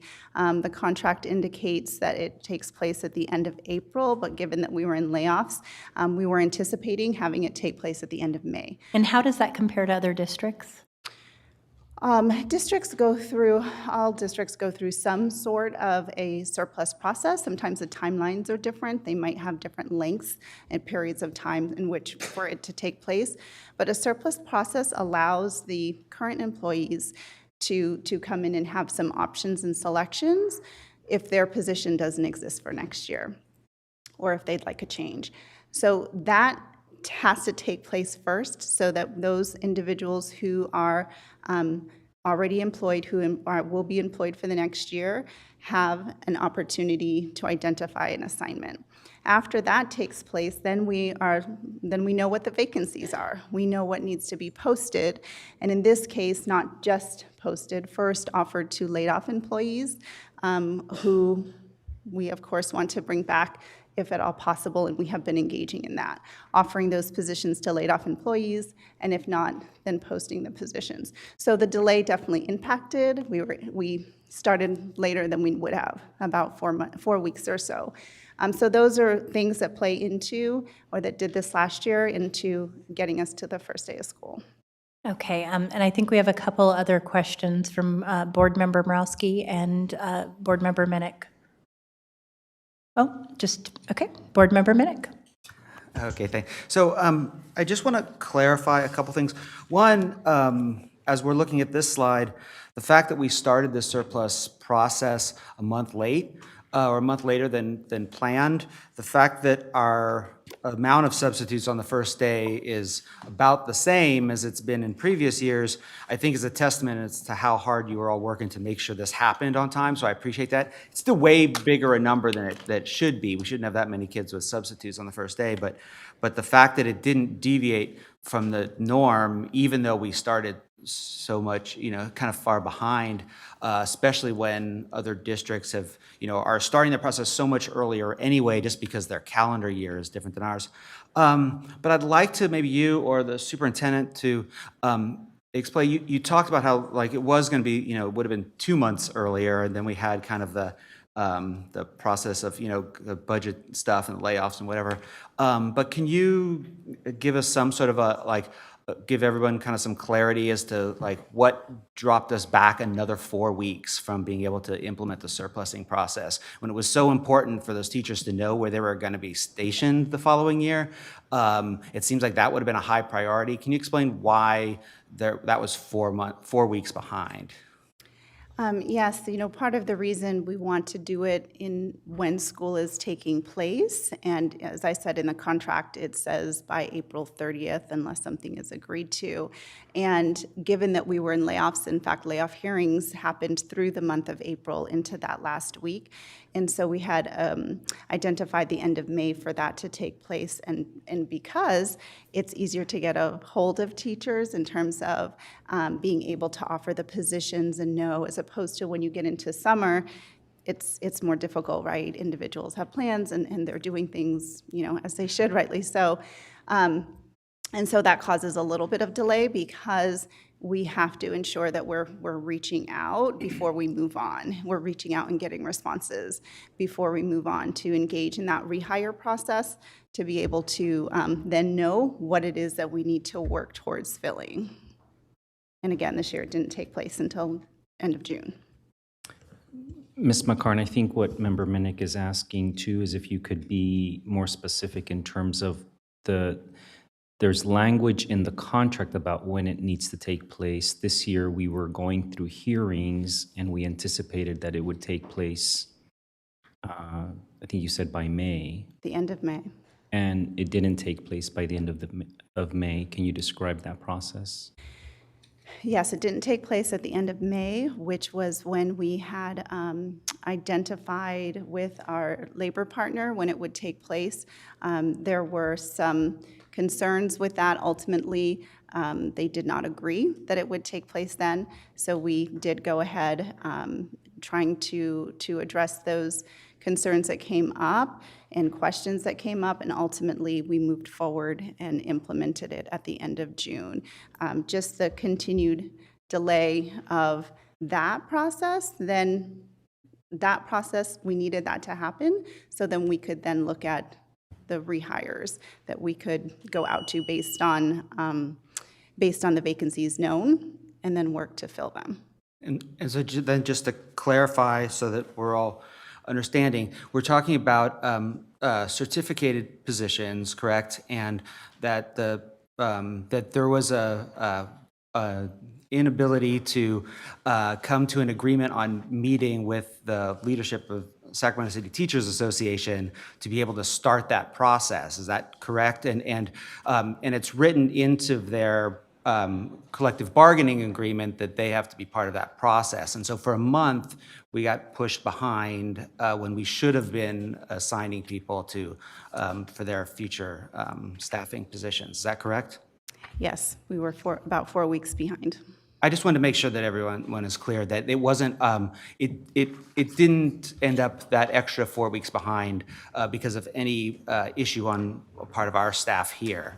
It was an issue with coming together of the leadership of SCTA, correct? Yes. Okay, thank you. If we can please have quiet in the chambers. I know a couple parents have asked for that, please. We have a question from Board Member Vang. Oh, Member Minnick asked your question, Board Member Vang? Okay, wonderful. Looks like we don't have any other questions. Please proceed.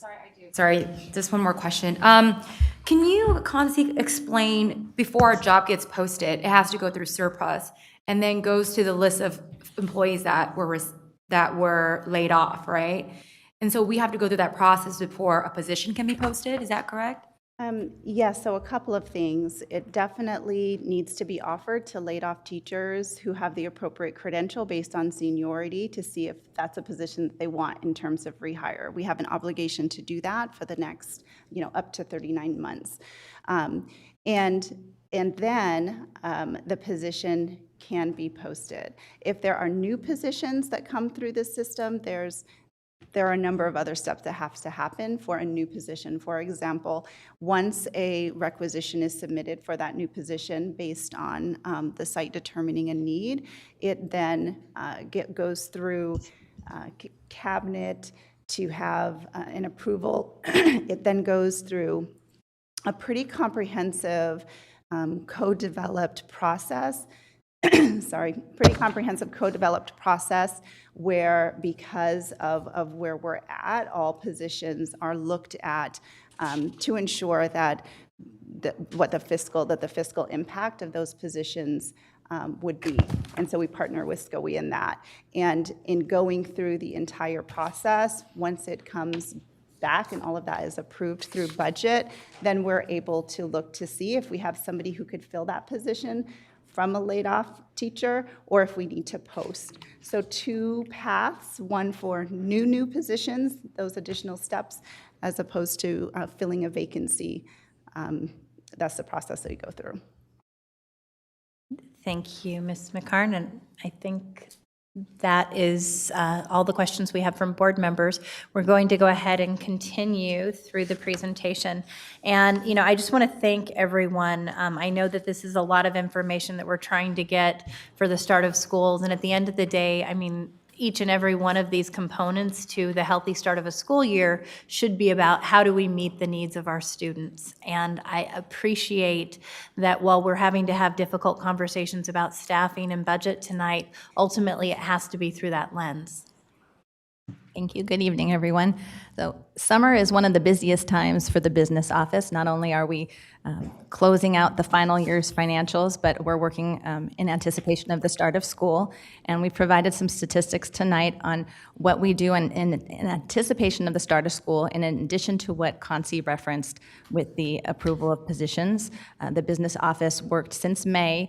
We received close to 1,900 requests for purchases that stemming from supplies to textbooks, food, and other items needed for the start of school. From that, we issued close to 1,200 purchase orders and service agreements. And the Purchasing Review Committee reviewed about 20.9 million of those requests. And we've so far to date processed about 2,200 invoices amounting to 20 million for this school year. Oops, sorry. In addition, we have the responsibility in our division to review bell schedules for all of the school sites to ensure compliance with contract and legal requirements. Those were all reviewed and posted. There's a total of 75. Our print shop has received numerous orders in anticipation of the start of school from both school sites and departments. And we've also provided many trainings to staff and partners in anticipation of all the rules that are required for the start of school.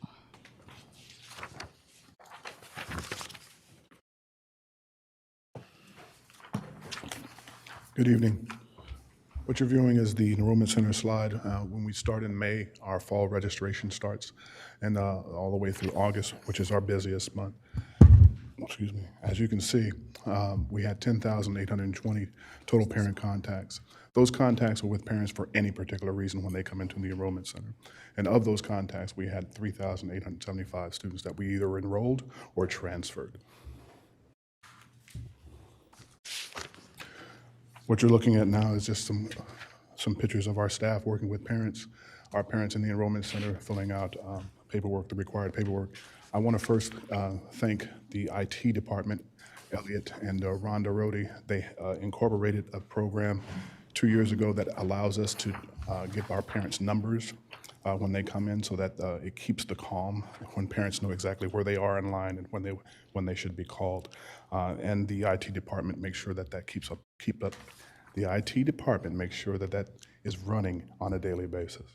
I also want to thank, and we don't have a slide for that, is Victoria Flores and her department with the IZ clinic. Those are individuals that come on Thursdays that would not normally be able to register their students because of lacking those shots. They're able to come on a Thursday, get those shots on that Thursday, and register their children to start the very next day. So thank you for that. And Mr. McPeters, I just really want to commend that effort. I've heard so many positive things from parents. To be able to do that in the same day as they enroll is just a wonderful way to lift a significant burden off our families. I agree. The next slide is incorporating our online registration program.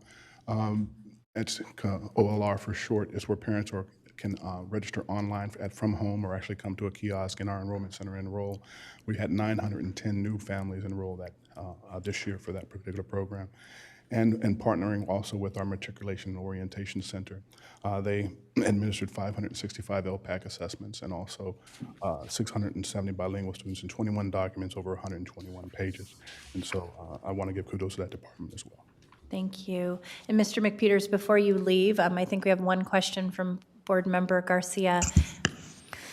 Yes, thank you. So the slide on the Enrollment Center, sort of all those, yes, those numbers. You mentioned that the column on students enrolled in the total about 3,900 students, and you mentioned those are enrollment and transfers? Yes, and so new enrollments and transfers, students moving from school to schools. From school to, not like from out of district in district? No, those are students moving from school to school. Okay, thank you. You're welcome.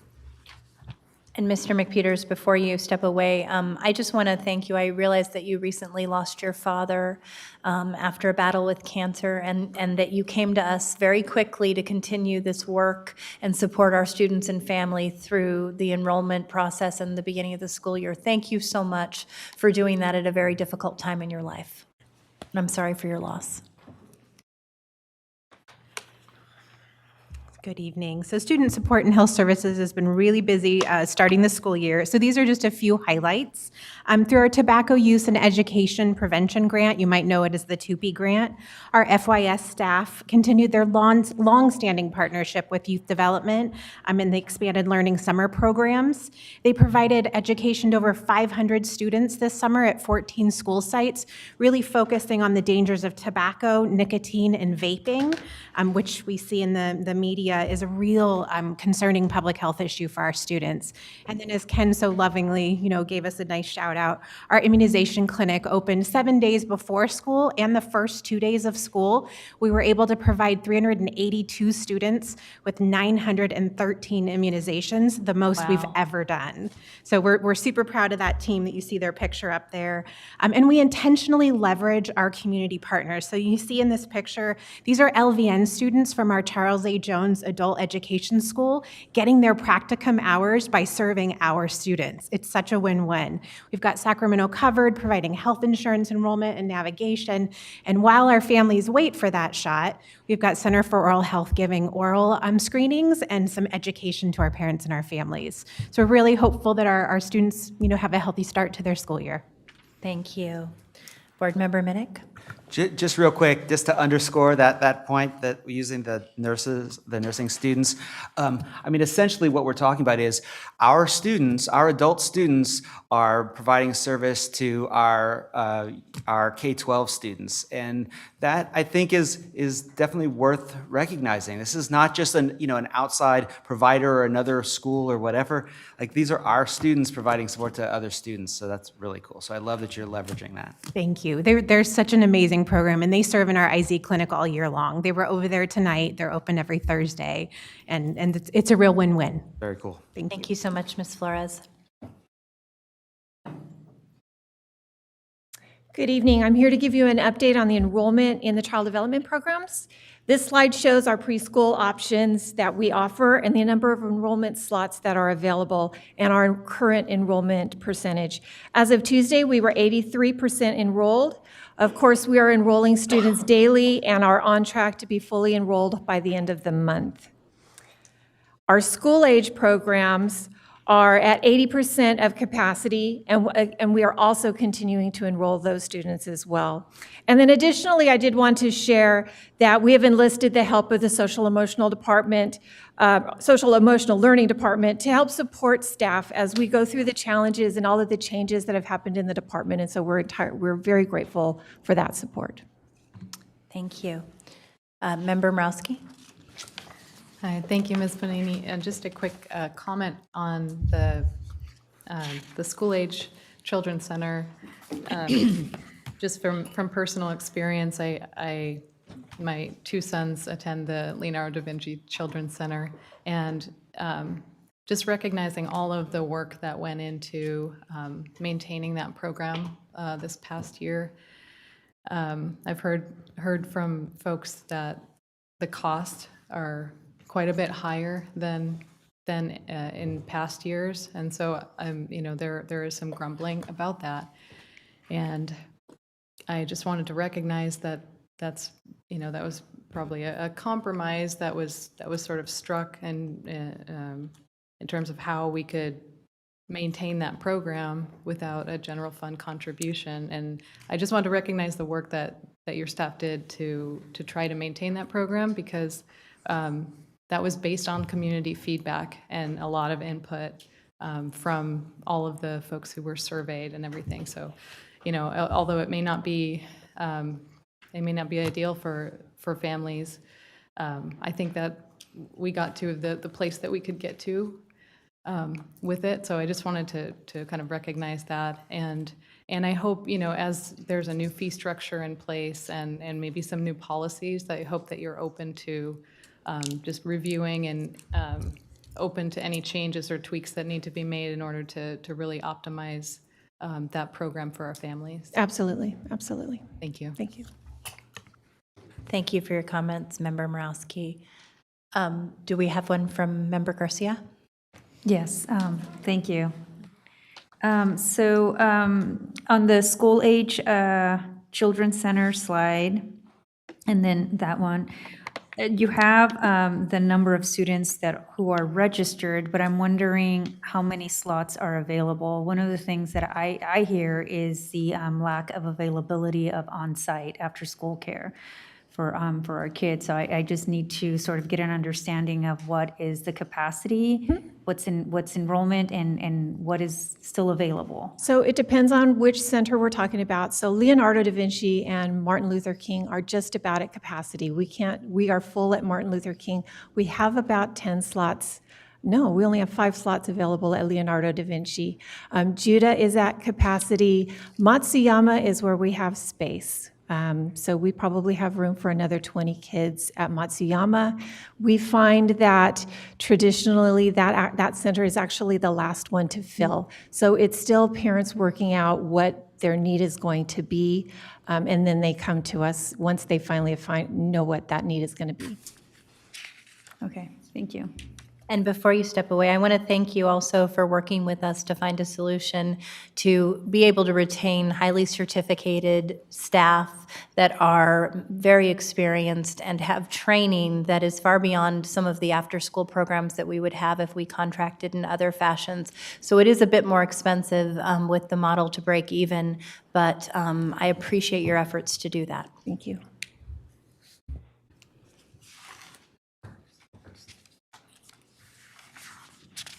Good evening, all. So from a curriculum and instruction standpoint, all of our students in grades K through 12 are being provided with sufficient instructional materials. So what that means is that all students have got the board-adopted materials as per the Williams settlement. And also in terms of professional learning, over the summer, 249 teachers attended professional learning focused on the integration of social emotional learning and technology into the use of the English language arts instructional materials. And moreover, 100 teachers in grades 6 through 12 served on adoption committees for our science instructional materials, the adoption of which we will be adopting next fall. Thank you. Oh, it looks like we have another question, Matt, before you walk away. Yeah. Remember, Garcia, you need to be quicker on the trigger there. Sorry, I know. I'm Trying to wait a second as well. I'm more tired than usual today, so I'm a little slower. So on the professional learning opportunities, the number of teachers who participate in these opportunities, are those all the teachers that are eligible to participate? Is it optional for teachers? I'm just trying to figure out, is it maybe like the first round and you have subsequent rounds? Just trying to gauge sort of the scope. Sure. Okay, so it was put out to all teachers, so all teachers were able to come, and 249 teachers opted to come. And will there be other opportunities for professional learning throughout the year, or was this like a one-time thing before this academic year? So this was during the summer, and we're following up with those folks who came at the school site. So we're actually following up with those 249 teachers, so there's follow-up professional learning, because we've also seen that professional learning in a kind of one-and-done type thing doesn't really work. Right.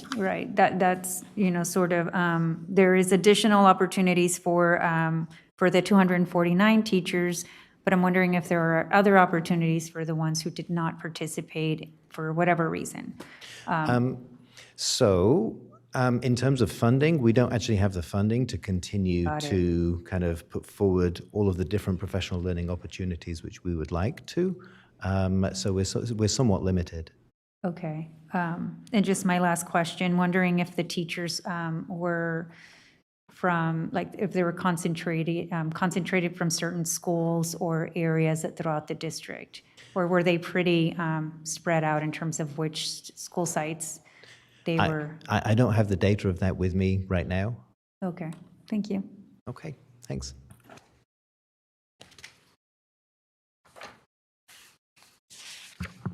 Good evening.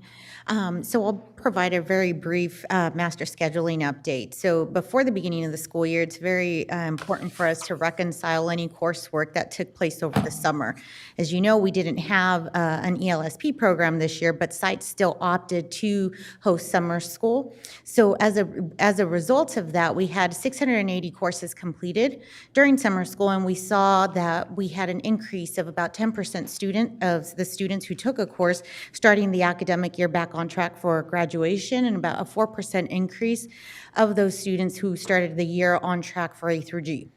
So this last year, we worked very diligently with all of our high schools to standardize a timeline for master scheduling. So the goal was that everybody had a pretty complete master schedule before the summer. And as a result, as of the day before school started, we had about 96% of our students with a complete schedule, and that's defined by being enrolled in periods 1 through 6. As of today, that number has crept up to about 98%. Keep in mind that includes seniors who are currently taking courses at the community colleges. We have students that are transitioning out to the alternative ed sites whose schedules are still in flux, and some students, there's one more, alternative ed, the community college courses, and some online courses that are still in the process of being input into the schedule. So we were very pleased to see that at day one, most students were in classes immediately when the bell rang. So that was a great improvement from last year.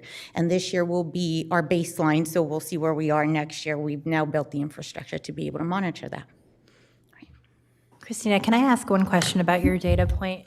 Are you able to tell, so this is very impressive with the 10% increase in the number of graduation on track students who participated, and then A through G on track students who participated. Were you able to also, in total numbers, show the number of students who went from off track to on track for high school graduation or A through G completion? Yes, that's what that data So point. that is that data Of the point. students Okay. who took a credit recovery course, we saw that 10% of those students went from either subject borderline or off track back to on track for graduation, or subject borderline to from off track to subject borderline to on track for A through G.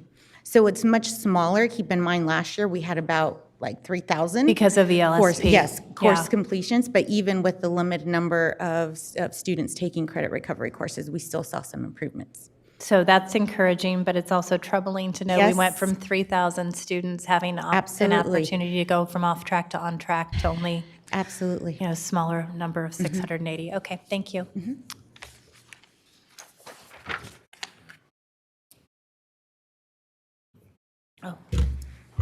Good evening. Creating optimal conditions for accelerating student achievement requires leaders who are socially and emotionally prepared to cultivate a culture of care. It's with this in mind that our leaders on August 6th and 7th participated in learning around some self-care strategies, as well as strategies on how to cultivate and strengthen belonging and strengthen relationships on their campuses. So leaders learned the importance of regulating a dysregulated state. As we know, leaders cannot have those effective, meaningful conversations and discourse on equity, access, and social justice if they too are dysregulated. So they spent time learning self-care strategies in that day and a half so that they can best attend to the people under their care, their students, their teachers, and their families. They also spent time learning about the impacts of adverse childhood experiences on their students, and also were reminded that as leaders, they are the gateway to hope and opportunities for their families and their community. And at the conclusion of their learning, they spent time together collaborating and planning for how they were going to implement a culture of care on their campuses. And I'm happy to share that as a result of that training, we've seen a lot of our leaders being really intentional and explicit about going back and sharing some of these strategies with their staff, as well as their students. Thank you. Thank you so much, Maisie.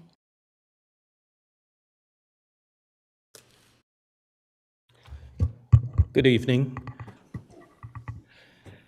As many of you know, youth development, summer is a very busy time for us. We celebrated our 9th annual Summer Matters program, which we're excited to go into 2020.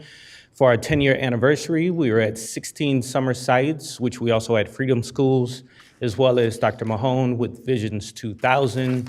Thank you to Dr. Taylor in the academic office for helping to support that initiative as well. Our Men's and Women's Leadership Academy, we were able to go to Peru this year, where they started the building of a health clinic. They were able to complete the concrete floor as well as the framing for that health clinic while living in the indigenous Yamasha community in the Amazon. So we were about 14,000 feet up. Went through some very, very interesting times, very high up in the mountains. The Get Ready Summit 2019, our theme this year was Inspiring Art, which is inspiring authentic radical transformation. Of course, our Superintendent Jorge Aguilar was our opening speaker, coming in to address all of our community educators. We had about 200 participants. Trainings included art lessons for STEAM from the staff at the Crocker Art Museum, getting started with Google for the Kids Code grant, as well as the Empower Her Confidence, and many more. After 2 years of not having the John F. Kennedy grant for expanded learning, we were able to get that back for the next 5 years, and then successfully wrote 3 new grants for 3 new schools, SES, Sequoia Elementary, as well as Washington Elementary, to now have expanded learning on those sites. And with the support of our guidance department, as well as Sac State and a Gates Foundation grant, we have 4 youth development mentor specialists who have worked diligently for the summer melt to make sure that our young people are getting on track to get into college. Like some of our students, one of our African-American males that we were able to get into Sac State and ready to start in the fall.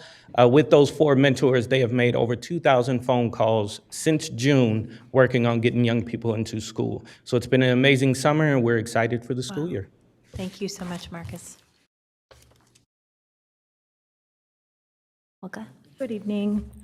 So to continue to address the summer melt, we have 5 schools that participated in sort of a summer school program, not ESLP, but more of a summer school program. And so each school, starting with Ethel Phillips, focused on K-5 students, and their focus was on foundational reading skills. John Still, K-8, focused on K-7, thank you. K-7 grade students, their focus was number sense, math. Harkness focused on K-5 grade students. Their focus was ELA, specifically phonics instruction, as well as mathematics and enrichment. Susan B. Anthony, their focus was again on K-5 students. Their focus was on foundational skills, comprehension, math, operations, and algebraic thinking, and also Hmong language reading foundational skills. In our last school, Woodbine, their focus again was on K-5 students. They focus on foundational skills, phonics, and also math, as well as integrated enrichment activities. These 5 schools really worked very hard with their teams through the improvement science model that we're working with. And I want to also share that 3 of our principals are here supporting our opening of schools. So thank you, Danny, Chase, and Isabel, for being here tonight. Thank you. We appreciate you being here. I have a quick question. Yes, Board Member Ping. For the summer program, is that run by staff? Is that through the SIG summer programs? Could you explain a little bit more how these topics were selected for those schools in particular? Yes, so each team addressed through the cycle of continuous improvement, they identified the problem for their school sites, and they from there they decided that that would be their specific focus for their site. For the SIG schools, they wrote in within their grant what their focus would be, along with the principles of CCI. Mm-hmm. They worked with their teams, and the teachers then participated in, of course, teaching the instruction that was available for that matched what they were going after for these specific students identified. Were there any pre or post tests for these programs in particular to see how we did Yes, for each and every one of the schools. Is it possible that you could share that with me or the board? I would like to see just the outcomes for the summer program. Absolutely. I will work with Vincent and the principals to make sure that we provide a BC. Okay, thank you. You're welcome.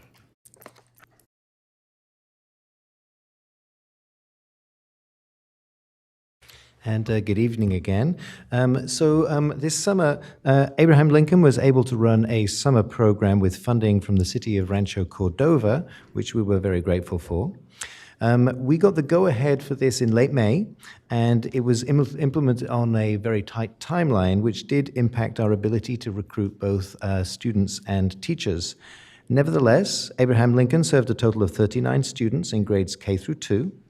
While not all students attended consistently, most of those who did made gains in both reading and math. 16 out of 20 students with a pre and a post assessment made growth in reading. 19 out of 21 students with a pre and post assessment made growth in phonics skills. And 26 out of 29 students with a pre and post made growth in math.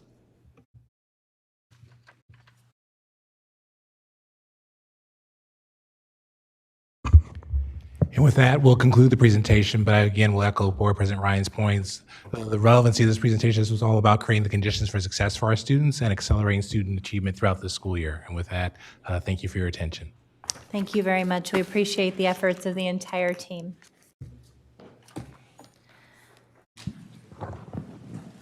Do we have any public comment on this item? Yes, we have two public comments. Comments from David Fisher and Cecile Nunley.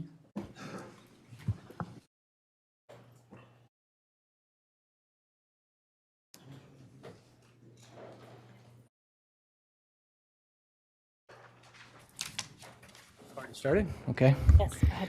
Hello, I'm David Fisher, President of Sacramento City Teacher Association. Apologize for shouting out earlier. These layoffs are super traumatic, and I sat with these hundreds of teachers and held their hands at some point, sometimes, and they were crying. Look, layoffs are the reason, and that's what Conti told you at first, until 4 or 5 people had to get her to say that it was because of us. They complicate things, and when you lay off when they're unnecessary, it complicates them even more because they're going to be rescinded. And the reason you know they're unnecessary is because they were all rescinded. We needed all those teachers, except for the third of them that left for the other districts. So to be clear, we were holding it up because what we wanted to happen was you to rescind the layoffs so that those people, before the surplusing, because what happens, and what did happen, and what happened to one of the teachers we talked about, is teachers get laid off, their positions then become open to the surplusing, and then people take their positions, then you rescind them, and they can't go back to their positions anymore. So there's logic behind that, and so just it seemed like kind of really trying hard to say how much they blamed us, but there was some real good reason behind it. The other reason was the accuracy. The one we talked about, a lot of people we didn't think needed actually by the numbers to be surplus. It turns out to be true in many cases, and a lot of them we're trying to get back. I want to finish by saying we have another opportunity coming up. You heard the Theodore Judah teachers talking about. We also will delay that if it means you're going to move people you don't need to. Theodore Judah is not over. It has room. It has lots of room. You just might need to do something and add a teacher. There's lots of opportunities to work together to diminish what the impact on students. So thank you for your time. I just wanted to say that another opportunity is coming up. Hopefully we can work together to diminish the impact on students. Thank you, Mr. Fisher. Board Member Minnick? Just real quick, Mr. Fisher, I just wanted to thank you for coming up and clarifying, because I did get some clarity from Ms. McCarn, and I think it's just helpful for us to understand kind of the rationale for why you may have chosen to stop that process at the time, and we may not agree that that was the right decision, and that's fine. But I appreciate you coming up and explaining and giving us some clarity as to what the rationale was for you doing that. So thank you. Right. Ms. Nunley? Well, I think first off that all of the staff that stood up here, they really are amazing, and you guys should be internally grateful to all of the staff that stood up here, especially because they almost had to stand up here for an hour. So they did a great job. There's a couple of things that I am concerned about.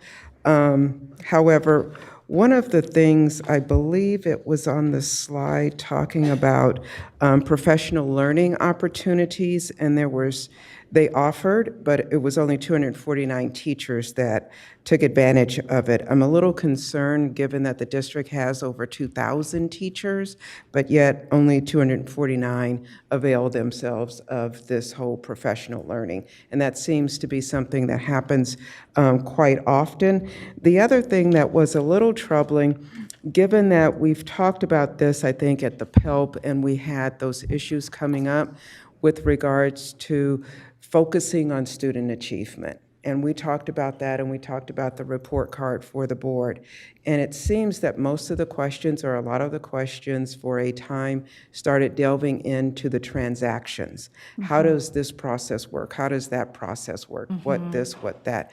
And all of those questions about process were not really about student achievement, and it goes back to most of the board time needs to be on the student achievement and the hard work that these people were really doing. And it just seemed that that got lost in the shuffle. Thank you, Ms. Nunley. Very fair point. So we have no other public comments at this time? Okay. So we're moving on to our next item, item 10.2, the facilities ground and current herbicide application procedures, which will be presented this evening by Kathy Allen. Thank you. Good evening, President Ryan and members of the board, Superintendent Aguilar. I'm joined by Alan Contreras, our Manager of Facilities Maintenance. I'll wait here. So this is really a part one of what could be at least two, maybe three times that we'll have in front of you to talk about, what our current practices are and what we're moving forward with some pilot work, and then maybe share some results at a future board meeting.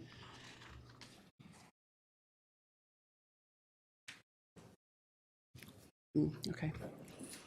So we do like to remind ourselves of our core value every time we put a presentation together, and see if we can't make sure our topics align to our core values.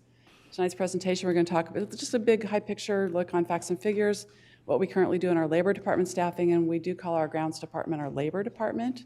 Our employees are known as facilities maintenance laborers, so you hear me refer to FMLs probably. Going to review quickly our weekly string schedules, as we call them, our pest management practices, share a little bit about what we're doing with alternative treatments at our pilot sites, and then we plan to come back to the board on October 3rd with some progress updates. So we encompass 75 square miles. We have 892 acres, of which 489 need mowing. We have 104 sites that we maintain. I know we only have 70 somewhat schools, but we do have 104 sites. We have 6.5 million square feet of built area. Our labor department staffing totals currently 26. In 2009, we used to have 35, and actually at our high point, we had 41. You can see how they're broken down here. The ones I want to highlight would be the employees dedicated to weekly strings. That's 9.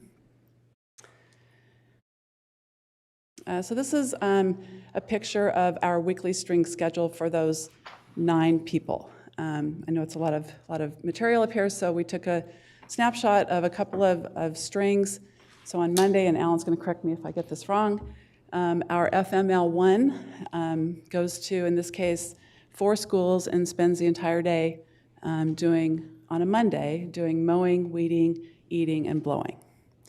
So if you factor in an 8-hour day and mandatory breaks and lunch, the time it takes to prep their equipment, check their equipment, travel to the site, unload the equipment, and then start the work, and then kind of repeat that process throughout the day every time they go to a site, that 8 hours turns into about 4 hours of actual time that they're spending weeding or mowing, et cetera. So it would be nice to think that we had a whole 8 hours worth of productivity, but they do have other things that they have to take care of, obviously, to be safe. On Tuesday, that same FML1 then goes to, in this case, 3 other sites. Another FML, again on Monday, would spend time at Sacramento New Tech and Maple at Ethel Phillips. Again, all organized based on area and the size of schools.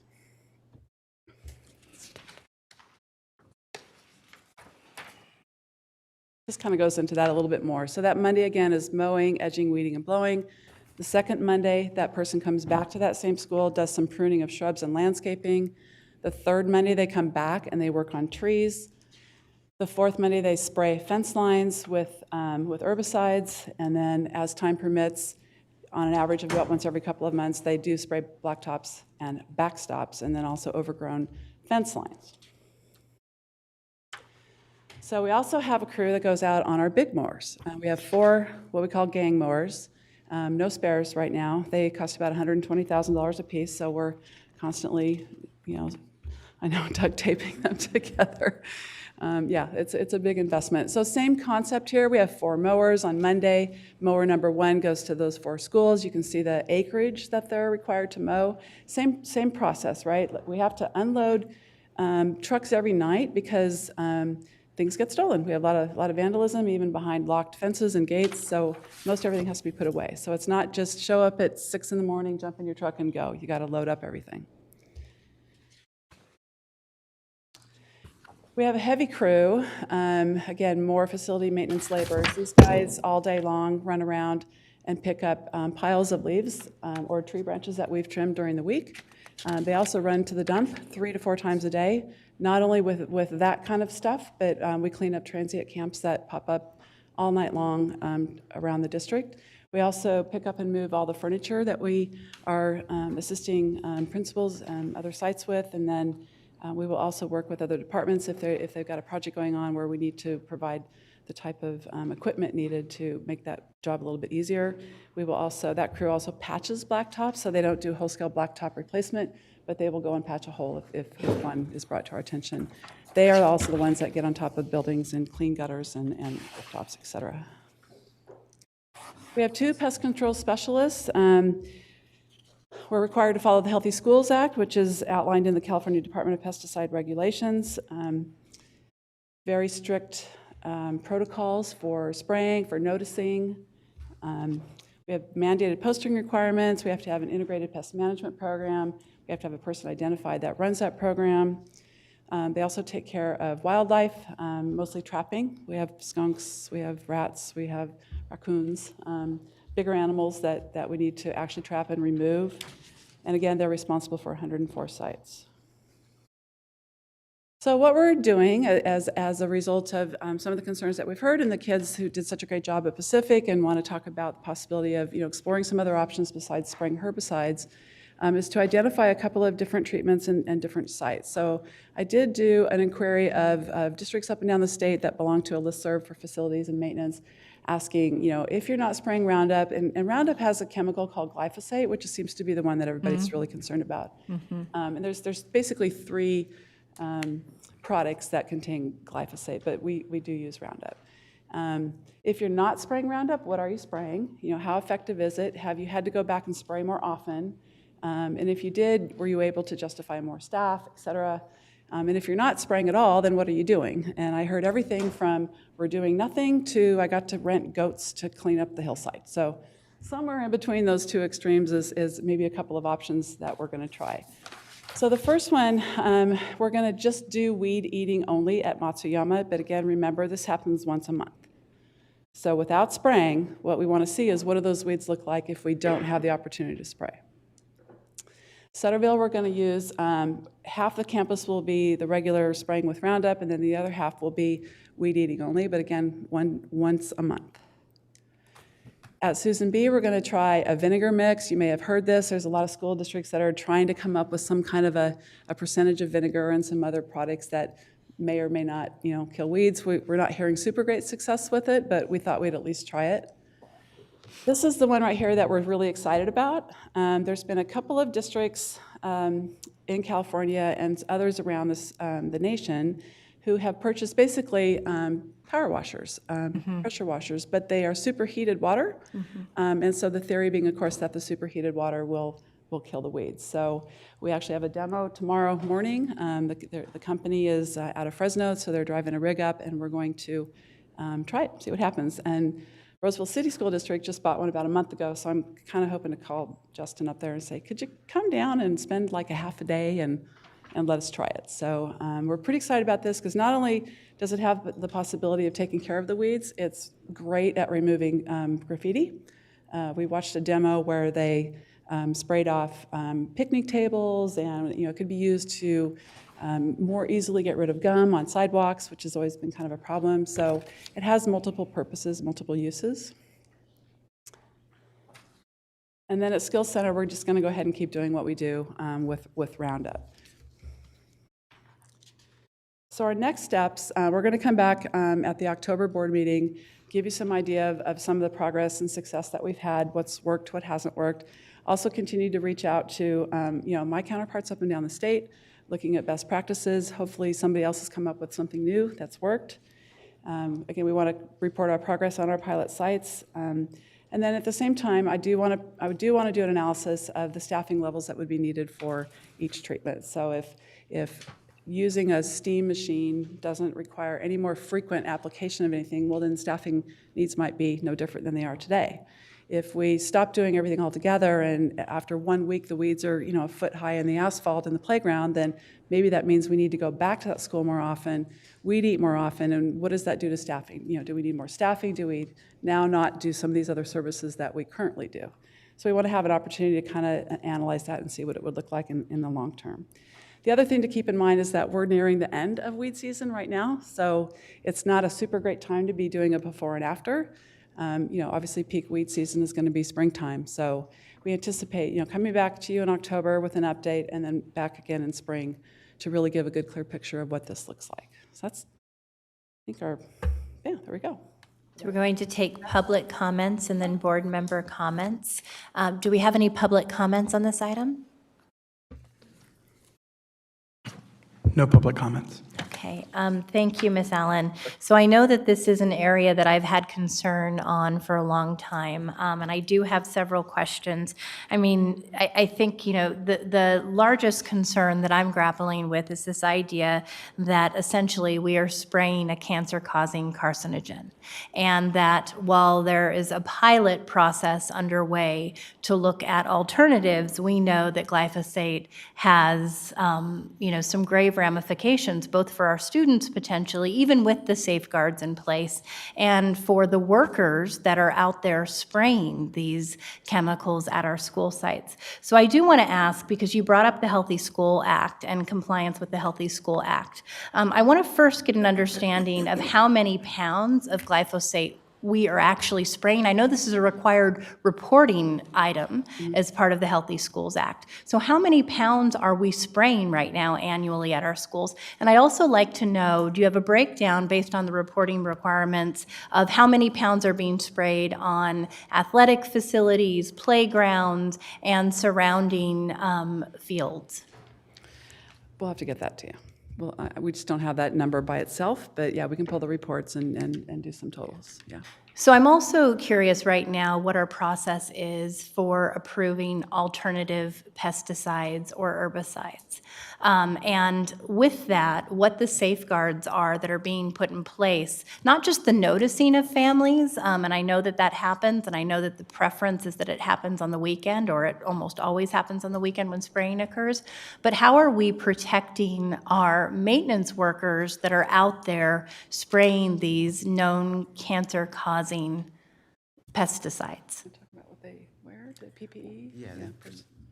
They obviously wear their protective, not use this, their protective equipment. And they are trained and they're regularly updated, and we do follow the strict guidelines that go along with it. We do provide all the necessary equipment, protective equipment. PPE, personal protective equipment. So actually very little, surprisingly. They're more. The Healthy School Act is more concerned about how we spray, when we spray, and where we spray, and how you can't spray if the wind is more than 4 miles an hour, and so there's a lot of obviously regulations that would prohibit just random spraying. Well, and speaking with some folks from the Cal EPA, one of the things that they shared is that the Healthy Schools Act is really a step in the right direction, but it does not necessarily guarantee that we are protecting either our students or our workers, particularly when you look at the data around this cancer-causing carcinogen. So I'm also curious, has there ever been a time when we have not used these materials at our school sites? And if so, do you have data around the alternative product use? Yeah, we've used Roundup forever. So, I mean, if the district has done something other than Roundup, it goes back a long way.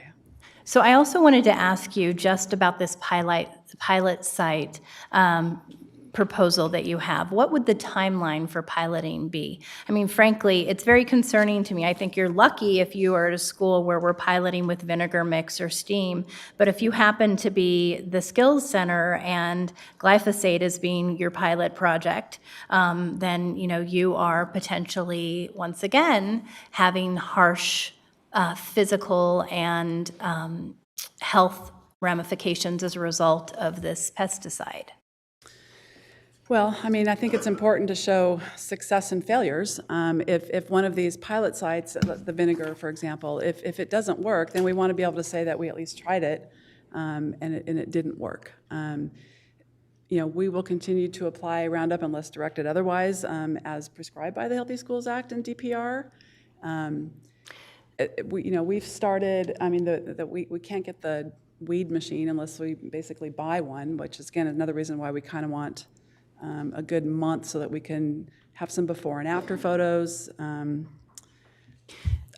I'd love to do it all district-wide, but I'm not quite sure how to get there yet. So thank you. My last comment is, in doing some research, I found that there are more than 24 school districts that have already banned the use of these harmful pesticides. And I think there's a fair amount of data on the alternative means that they've used for maintenance. And I think that my grave concern is that we not spend a period of time collecting data internally when there is data that exists from other school districts that would allow us to inform our decision to move away from the use of harmful pesticides and to ban Roundup, which I think is absolutely essential moving forward. And I would just say there are many countries across the world that have also banned the use of this harmful pesticide. So I'm looking forward to working with you to look at the model school districts, the 24 or so that have already banned this, and also what they have found to be alternative routes of maintenance. Board Member Garcia?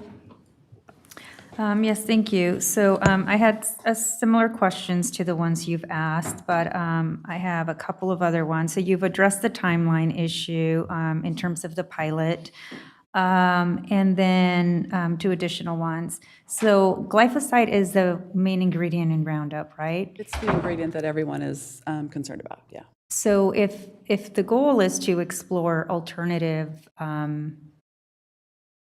products, why are we piloting glyphosate? Well, it's not necessarily. Maybe it's our base site. So we want to be able to. That's your control group. Yes. Okay. Thank you. Good word. Okay. And then my other question was, how were the sites selected? And then I have a follow-up question. Well, in the case of Matsuyama, it's an ingredient and it's very fertile, so we get a lot of growth. So we're trying to see if we're getting away from it, we're going to do weed eating across the board there. That's actually a good site that vegetation grows quite a bit, so that would kind of give us a good idea of more of an extreme site of growth kind of thing. Pony Express had a couple of, I was trying to see what sites we chose. Pony Express we've used for a couple different test sites, and the steam is one that we're really excited about using and so forth. And Sutterville and Susan B., it was just different parts of town essentially is what we were kind of looking at. So you were looking at geographic diversity and Exactly. in schools with maybe heavier vegetation. Okay, so I just wasn't sure if they self-selected, if there was some sort of criteria that you were We looking definitely for. try to kind of blanket the whole district and then try the different areas and such. Okay, and then my last question is notification maybe to parents. And I know that some school sites are used by like rec leagues, right? So softball leagues, soccer leagues. I'm just wondering in terms of notifying or partnering. So if Matsuyama has heavy vegetation and you're applying the weed eating only, I think, once a month, we're probably going to see heavier vegetation. And what does that do with some of the partnerships that we have with maybe soccer practice, soccer games, et cetera? So I'm just wondering what the communication has been, given that we have these partnerships with our community. Well, I don't think we're far enough along to have a noticeable difference yet. So I don't think anybody is saying, gosh, what's going on with our field? But I think that's a great idea to put something together at these pilot sites that say, be aware, we're going to treat your site doing this and this, and you may notice an increase in weeds. We're monitoring the growth for purposes of identifying alternative products. So I think it's a great idea to put something out for that site to either post in their front office or put on our civic permit for a group that might ask for use of a certain site. And I was going to ask you to take it a step further and inform that entity that has that permit to use those facilities, because it may impact their ability to use those fields. And I know that there are a lot of leagues that rely on those partnerships. Yeah, we'll hear about it, I'm sure. Yes, we will. That's why I'm asking. No So doubt thank that the you. phone will ring for sure. Yeah. Thank you. Okay. Thank you, Ms. Allen. We have a question from Vice President Wu. So, Ms. Allen, I was just wondering about the prior or experiments that we've been going, like Carolyn Winslow and the adjacent City Park property. So the possible joint thing with the city, Wenzel really hasn't gone very far. I don't, it just kind of dropped off. But we haven't been approached by the city since we've had those first couple of meetings. They may have gone out there and done all that work, and I just don't know about it, which is possible, quite possible. All right, thank you. Okay, and we have a final question from Board Member Eng Olson. Yeah, I was just wondering, you mentioned using glyphosate as a control. So in the event that one of the alternative treatments proved to be less effective, would we be willing to still use those alternative treatments even if they were less effective than glyphosate, or would we revert back to glyphosate? I think that's going to be a board decision. We want to present the information for you and have us all make informed decisions on, we may not find something that works as well, but maybe we can make up for it by allocating staff differently. That's what we want to get our head wrapped around a little bit, at least start that process in the next month, and then when the weeds really do start hitting in spring, then we want to be able to, that's going to be the test right there, I think. And maybe, again, by then, someone else will have come up with something new. Even vinegar in a high potency requires noticing as well. So, it would be nice not to have to notice anybody, because what we're doing it doesn't require noticing. So that's, again, there is a wealth of information out there. I know Fresno is one of them. We've talked to their grounds person and continue to get information up and down the state. So. Excellent. Thank you, Ms. Allen. We appreciate your work. Moving on to item 10.3. Approving resolution number 3100, the authorization and issuance of the sale of $150 million Sacramento City Unified School District General Obligation Refunding Bonds. Good evening again, Board President Ryan, members of the board, and Superintendent Aguilar. As requested at the last board meeting, we are bringing back to you the resolution for approval of authorizing a sale of refunding bonds for the savings to the district. I'm here to present Jeff Small of Capital Public Finance Group, who will lead the presentation. Thank you very much for having me. We're also joined by Lauren Herrera of Ora, Carrington, and Sutcliffe, your counsel. So I was here August 15th. We were talking about Measure R, issuing the final series of bonds to fund the central kitchen. We saw a very drastic and sudden drop in interest rates. Just order of magnitude, there's a slide here. This slide is really for school bonds. You go back last November, the 10-year index was at 2.5%. Today it's at 1.25%. Literally, it's fallen in half.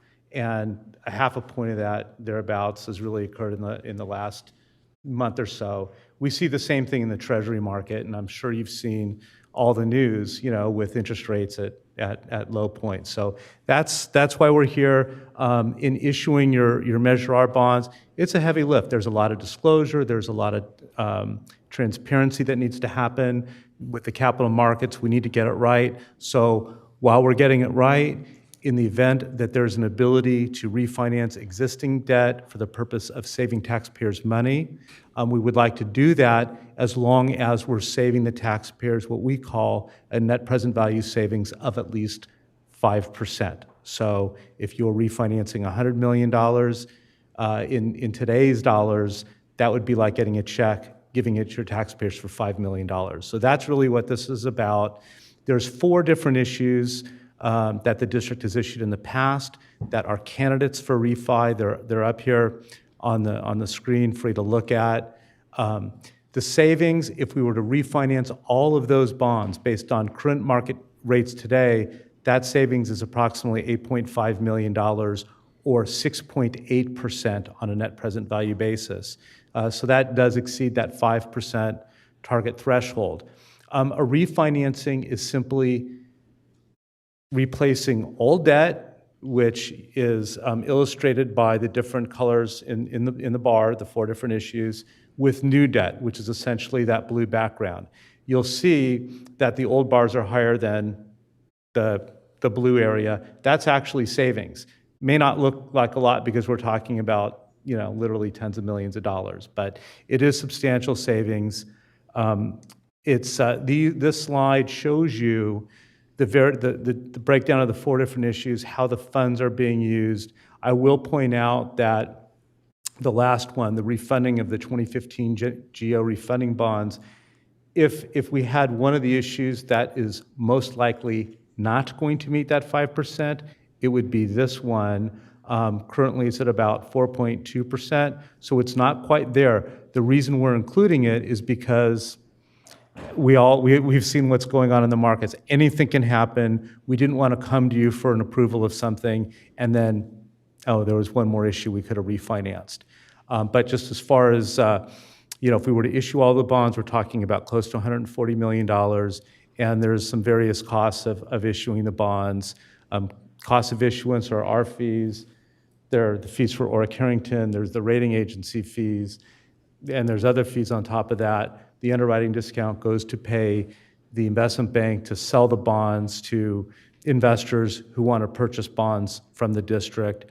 And finally, there's bond insurance. So it's really taking the existing Moody's credit rating, which is an A2, insuring it with a AA credit rating. These are steps that we must go through the process of getting these various commitments.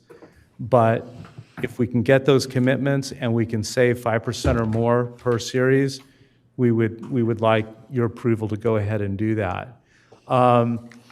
Based on today's rates, the all-inclusive borrowing cost is about 2.64%. You will notice that the bonds are called taxable bonds. Why is that? Well, when the Federal Tax Reform Act of 2017 came into effect, it prohibited districts from refunding bonds more than 90 days out from their stated redemption date. Hence, they're taxable bonds. But because the tax exempt rates and taxable rates are so low, it's not. You will be seeing many different issues like this. This is becoming very common for school bonds. Like I said, it's a 5% savings or it doesn't happen. The fees are really contingent on the sale of bonds, and we're just trying to include it with the Measure R that also takes place. I see my time is up. There's a list of documents. We're happy to answer questions about it, and we're targeting October 22nd for our sale. With that, we are happy to answer any questions that you might have. Do we have any public comments on this item? Yes, we do. Oh, I'm sorry. No, we don't on this item. Okay. We have a question from Board Member Morowski. Thank you. So thanks for bringing this back to us. You know, this is a local issue and it will directly benefit our constituents and keep us with the same level of services. So, you know, it's definitely a win-win. So I appreciate you bringing it back. So I did have a question on the federally taxable. So can you break it down? What does it actually mean for us, for our taxpayers? Well, what it means in, I guess, big terms is it enables you to do a refinancing that you would not otherwise be able to do. With your Measure R bonds, those are tax-exempt bonds, which means that an investor in those bonds does not pay any federal or state income tax when they purchase the bonds, because those bonds are being used for a good school government purpose. The IRS, because they do lose money when their investors don't pay taxes, they sort of stopped that in terms of not permitting those tax-exempt bonds on an advance refunding. For that reason, they are transitioning into taxable bonds when we kind of refinance or refund. Okay, got it. But that impacts the investors, not us, essentially. Yeah, you get the savings.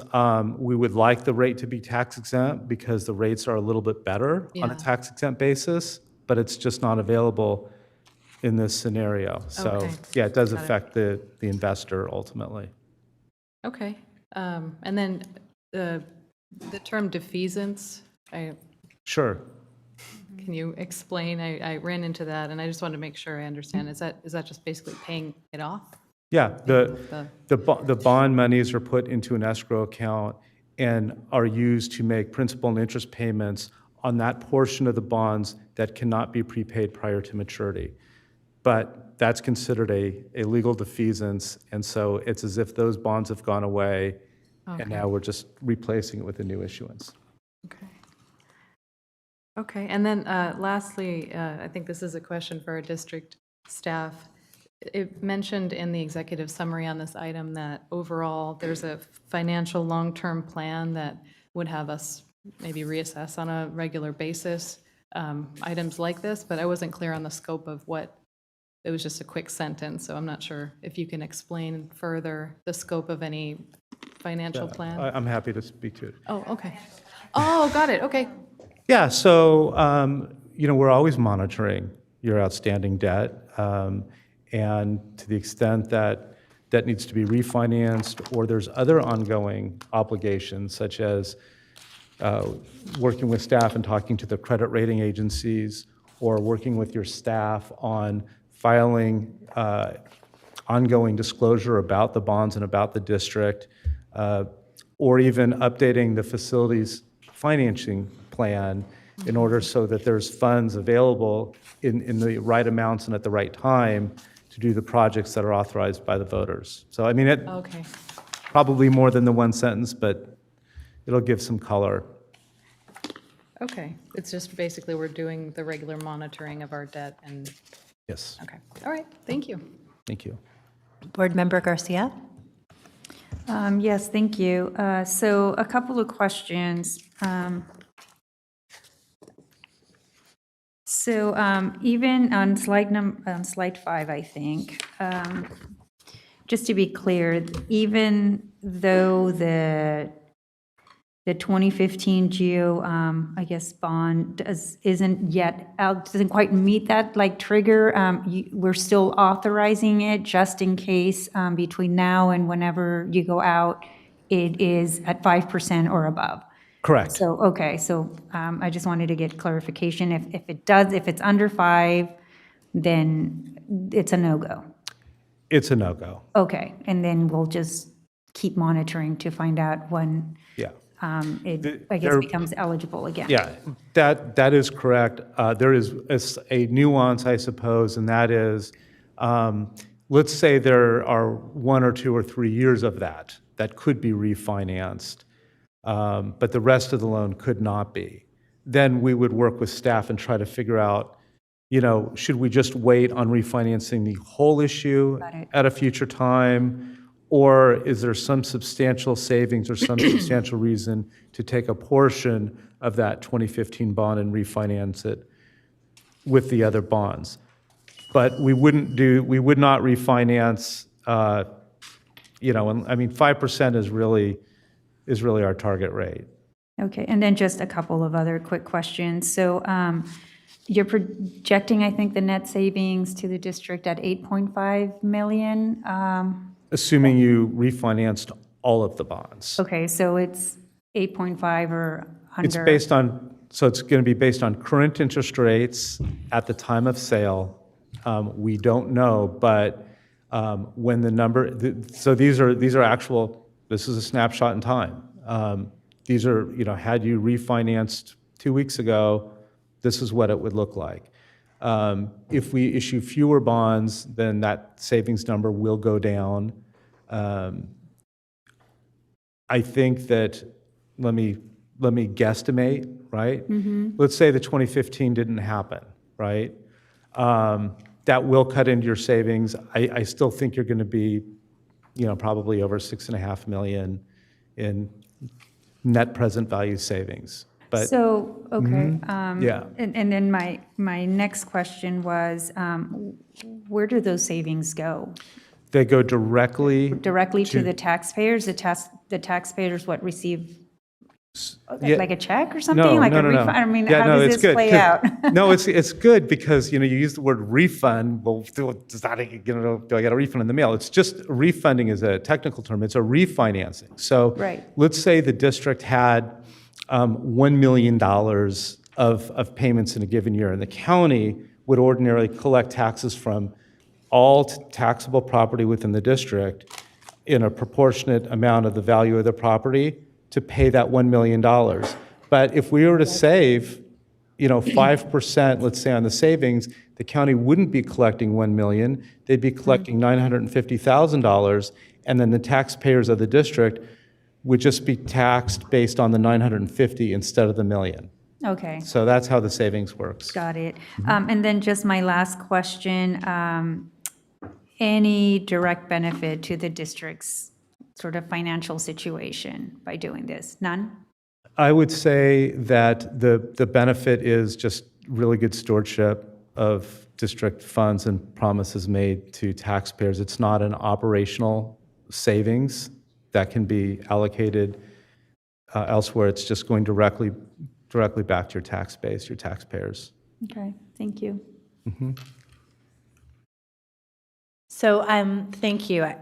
Many of the questions I had were already answered. I do have one more, and I was told that you would probably be able to answer this. Let's do. So has our change in credit rating affected the interest rate that we're getting as a district on these bonds?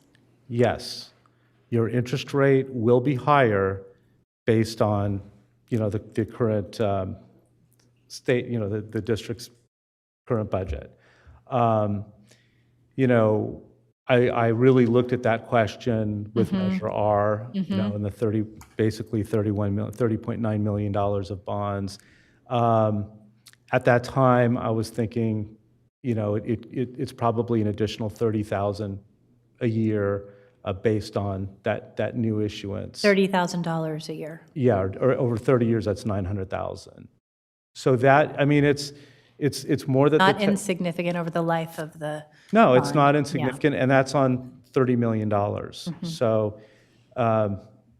it obviously, when you have additional bonds that have not been issued, I think that there will be benefits to your tax base and taxpayers, when we're able to get that credit rating, back up to where it was a AA3. The district has a very healthy tax base, and it's a very broad and diversified tax base. And that really is how the bonds are being repaid.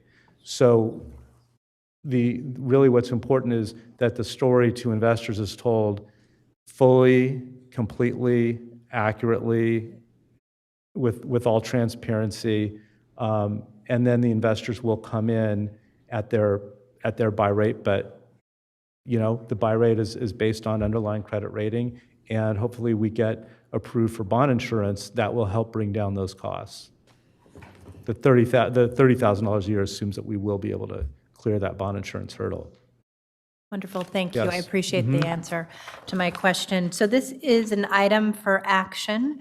Can we please have a motion to approve resolution number 3100? We have a motion from Vice President Wu. Do we have a second? A student preferential vote? All those in favor? Aye, the motion carries. Thank you for your time tonight. Thank you.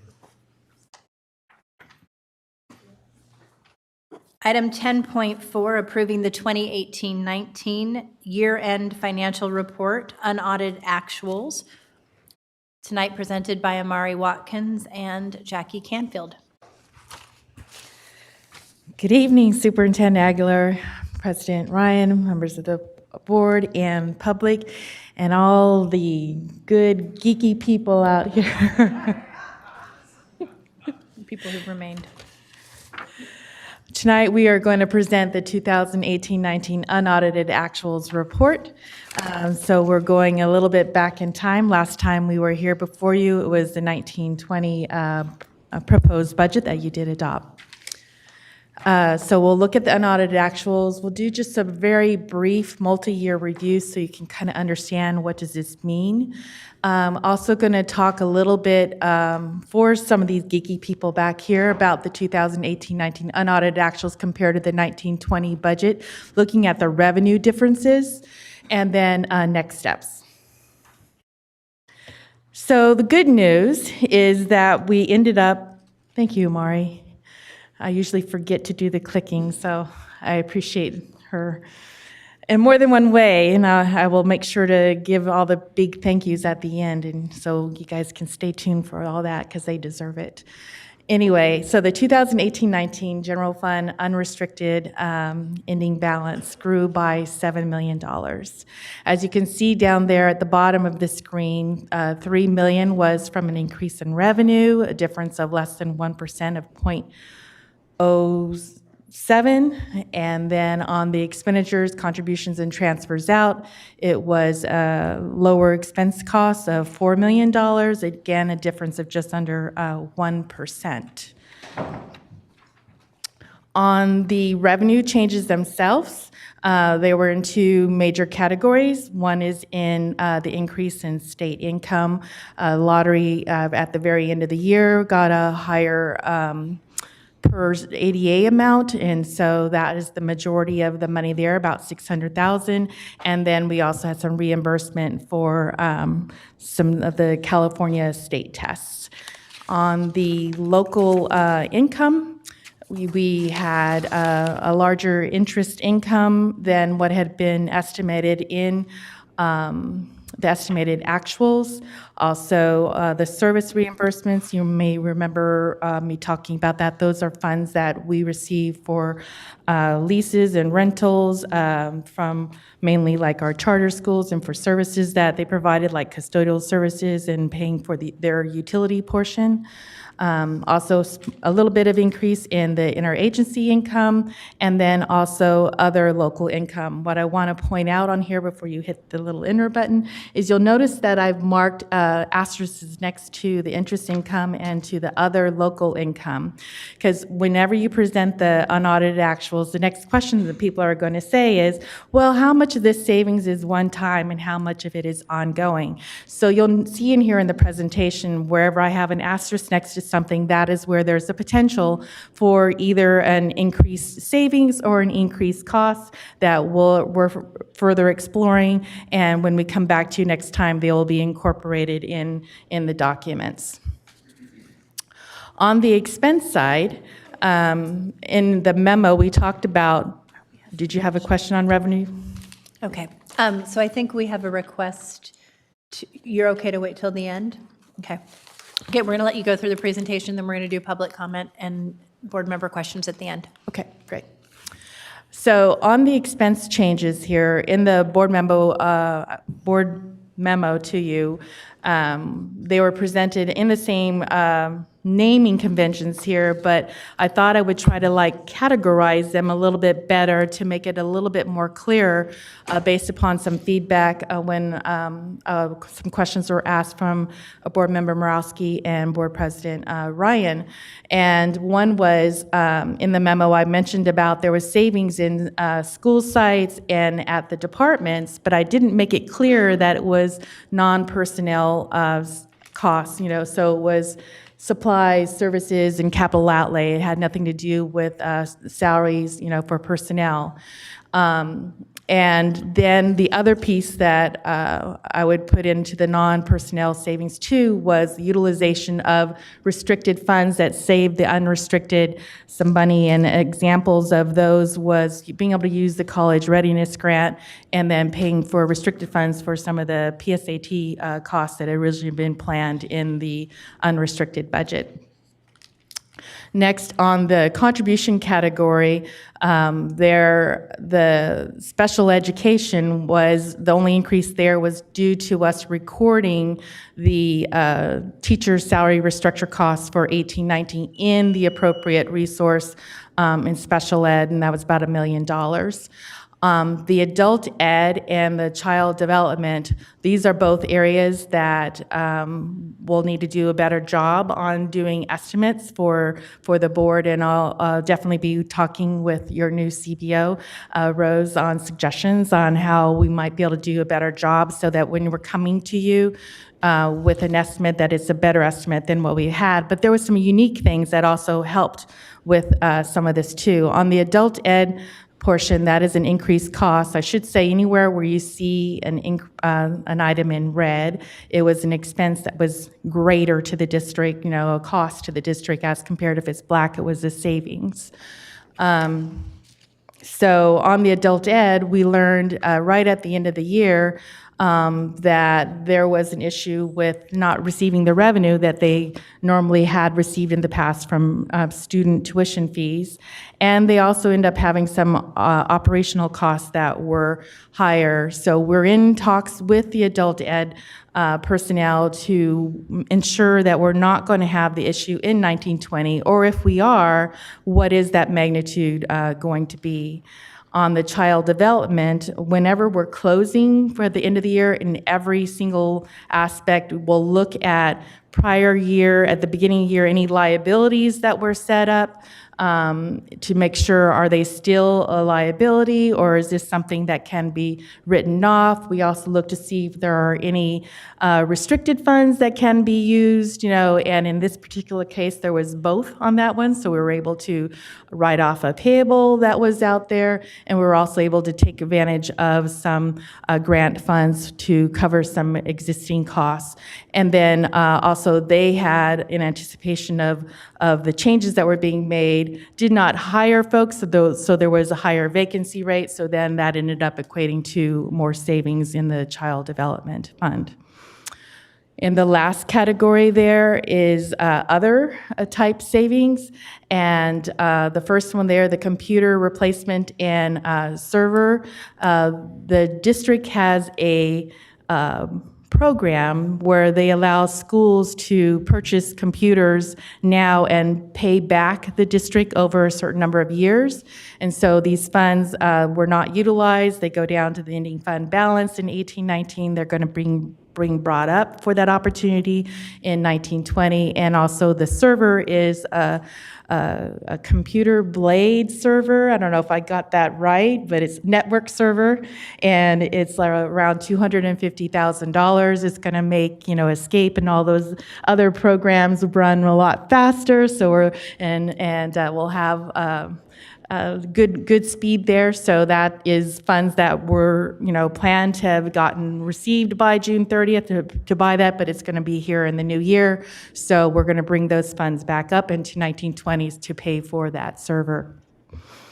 The next item there says grantor covering costs. As you know, the district has a partnership with UC Merced, but the district is not having to actually pay for those costs, and so that is savings. And again, that's something you can see where we're going to look for that to be an ongoing adjustment into 1920. The prior year liability write-off, this was for a vendor that had been on there for a little while. We've learned that there was no outstanding invoices and that we could write that off. So that was another good savings one time. Tuition costs, these are for costs that we paid SCOE for our community day program, and those costs came in higher, and this is one we're going to need to look into to make sure we have the appropriate level in 1920.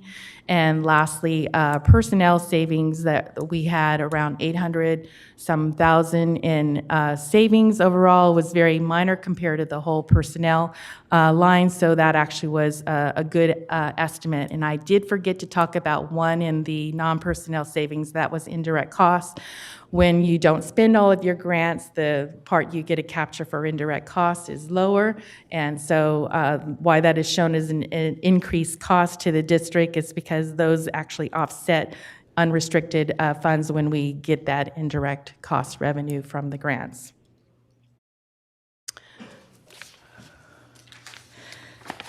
And it's so funny, I had written all these notes and I realized I haven't even been turning the pages. So what does that mean? And I really thought, how could I explain to someone who really doesn't want to read pages and pages of financial statements, how can I explain Sac City's current financial status in as simple as terms as possible? And this was one idea that I came up with. So what you're seeing here is you're seeing the reserve level. These are coming off of the multi-year reports that came to the board at all these specific times in 1819. So you can see that where it's green, that the reserve level is meeting the state requirements to have at least a 2% reserve. Where it's red is it's actually a negative number. That means you have no money, you've run out of, you have an ending fund balance that is negative. And then the yellow is that you're more than zero, but you're not there at the 2%, requirement. So you can see that the district, did have a financial situation that you could see in 1819 from a multi-year perspective, but they had their required reserve in 1819. That did mean that you guys were deficit spending quite a bit of money at the beginning of 1819. You reacted to that, and we talked about this at third interim and at the June budget piece. You took actions that made the system better, the financial situation better at the first interim, and you can see evidence of that because the reserve level goes up, and then those negative balances get our reserve levels get a little bit smaller in the future years. Then you went forward again and you took action not only in the current year, but in future years with the layoff of the employees, which was a hard move to do, but as you can see, it was a necessary move to do. And again, now you're seeing yourself, the district getting better in their reserve, not only in the current year, but it's starting to show in 1920 and again in 2021, but you still do not have the required reserves. Then I should say that I should have written down when cash was going to be running out on all these ones, but I forgot to do that, and I was thinking of it here in the audience, and so I was looking at that in the third interim was when I did come, so I do know that information. So at the third interim, that was when we made some more changes. We had the opportunity to go back and assess some things that where costs had been brought up earlier in the year, and we were able to bring them down because we had the advantage of time, and so we could see what was actually happening with the district, and so that was one of the significant changes that were made there. And again, you can see now that not only are we at our required minimum in 1819, but in 1920 also, but we're still negative in 2021. We continue to, look at the budget. We had new information from the state, estimated actuals. You can see that we were able to get to 2021 at 2.5%, but now where you're at is you need to add on an additional year. And so in that additional year, you can see that there's a negative 2.6%. And now here we are at the unaudited actuals. 18-19, we have the required reserve. 19-20, we have the required reserve. 2021, we have the required reserve.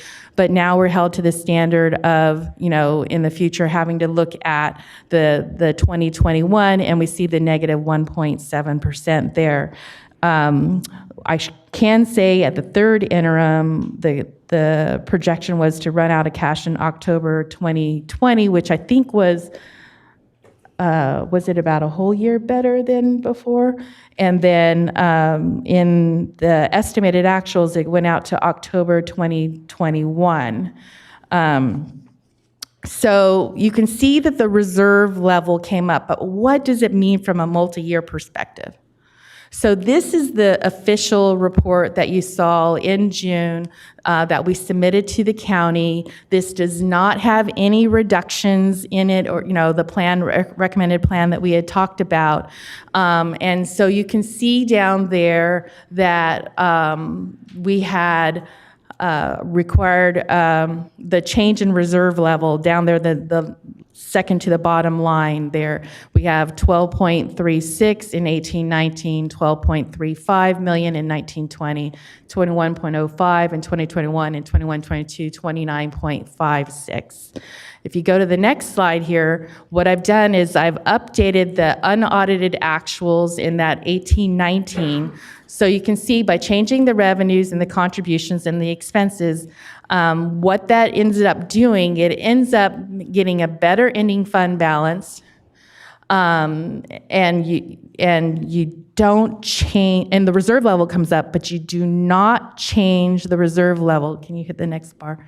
So you can see that the only thing that changed in the circle there was 18-19, but 19-20, 20-21, and 21-22, those deficit spending are still there. So now go to the next slide. So I felt like I had to show you the recommended plan because that was what we recommended.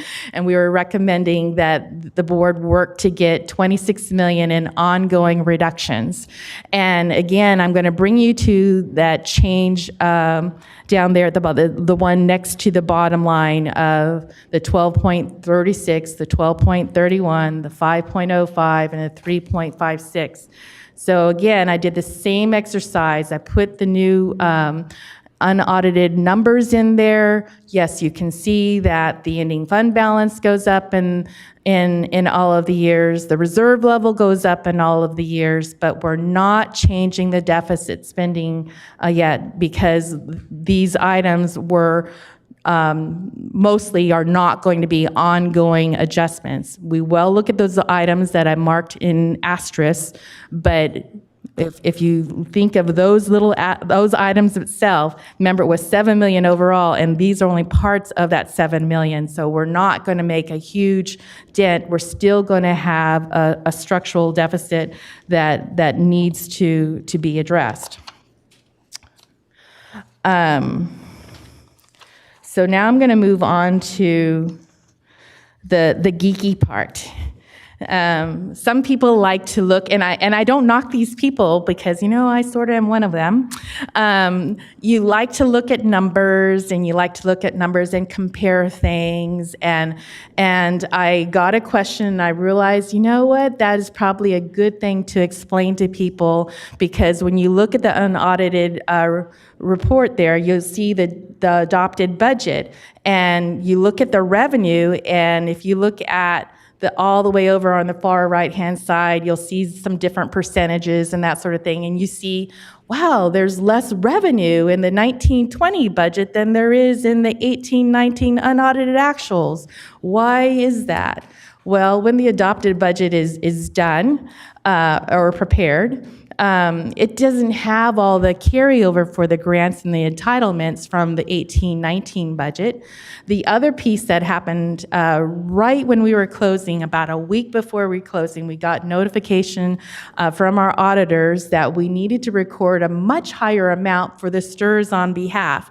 And again, that's another geeky thing that I don't know if I want to go into too much details, but the state is making the district record expenses that used to be at the state level.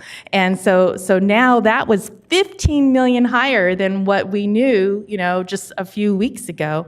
And so you can see there, I put on the unrestricted general fund, and then I put the total general fund. The reason why I did that is I wanted to show you that most of these changes are restricted funds, so it's not that the unrestricted general fund is changing to any large magnitude. The one piece I will point out in 18-19, if you'll recall, that there was $7 million in one-time funds that the state gave the district in 18-19 that are not in 19-20, and that is a true statement. As we move forward, these funds will be recognized in a future budget revision for the district to plan accordingly to spend. So what are the next steps? Well, we can expect SCOE is going to disapprove the budget that we had submitted to them in June due to the deficit spending and the fact that the required reserve level isn't there in 21-22. They're doing their job. They know that the district has worked really hard in scrubbing their budgets, but they need to let us know. So we will be asked to do a revised adopted budget presented to you on October 3rd for your action. While there won't be any significant changes to make the structural deficit change, to the budget, we will present whatever we can, to you. And then we would also assume that they won't necessarily like the results of that because, again, we'll have our 21-22 reserve will not be there. But this just is showing us that we are in a position where we still need to get that negotiated solution. While we have some time, we need to get it done. And when that is done, it will definitely change the picture for the district. And so before I move on to the summary part here on asking for the board's approval, no, you can be on the summary slide. I just want to tell you guys that you have a team of people who are very, very dedicated. We were here on Friday, a central team, and I know that when I left, there was still 2 people here. But I just want to call them out. First, I need to say Amari, her leadership. She was the one who was running the whole piece on the unaudited actuals, trying to pull everything together. We labored over Labor Day weekend. And got it done. She also has a very good person underneath her who took control of a lot of the recording that needed to be done for all of those grants and carryovers and entitlements, and that is Dawn, and she worked way beyond what anyone should be expected. I personally told her to go to sleep on Thursday because she had been awake, we think, for at least 72 hours working on the district's finances. And then I'd be amiss to not also thank Gloria and Jerry for their time, and Victoria. All of those people were there to early in the morning on Saturday, and they are not the only ones. There's other people behind that, not only in the department, but also I will say that where we have savings, I'm glad that I was able to come forward with you to say that there was savings in the budget. I would have hated to come to you and tell you, oh, we really messed up on our projections and we're $7 million worse. I did tell you that I was going to be conservative on expense savings and revenue recognition because I wanted to be able to come and tell you a good news story. And so I'm happy happy that there is 7 million more here, and it's due to a lot of efforts of everyone that works here at Sacramento Unified that we're able to present this to. And with that, I do recommend the board approve the unaudited financial report. And we also included the year-end budget revision, which is required to ensure that show that they have the authority at all the major objects, so there is not an audit finding. And we're open for questions. Thank you. Before we take questions from board members, do we have any public comment on this item? Yes, we do, from Cecile Nunley and Julie Del Agua.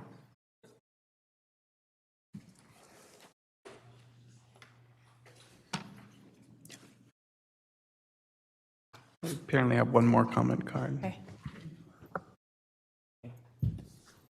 How does that work? Do we have, hold on, before we start your time, I think we have an overhead need. Is it working? Do I press the button?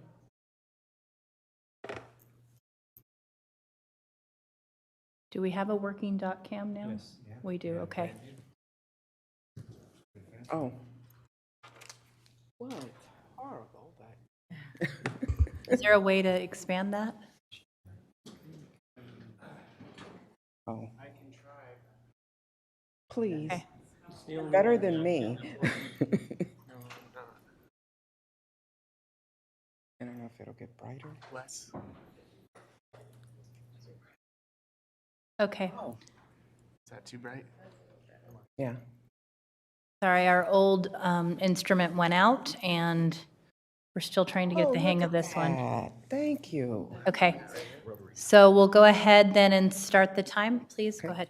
All right. What I wanted to say is first, I thought it is a whole lot of work being in that position, and you really need to value your people here because they are your experts. They are the ones that you should be listening to.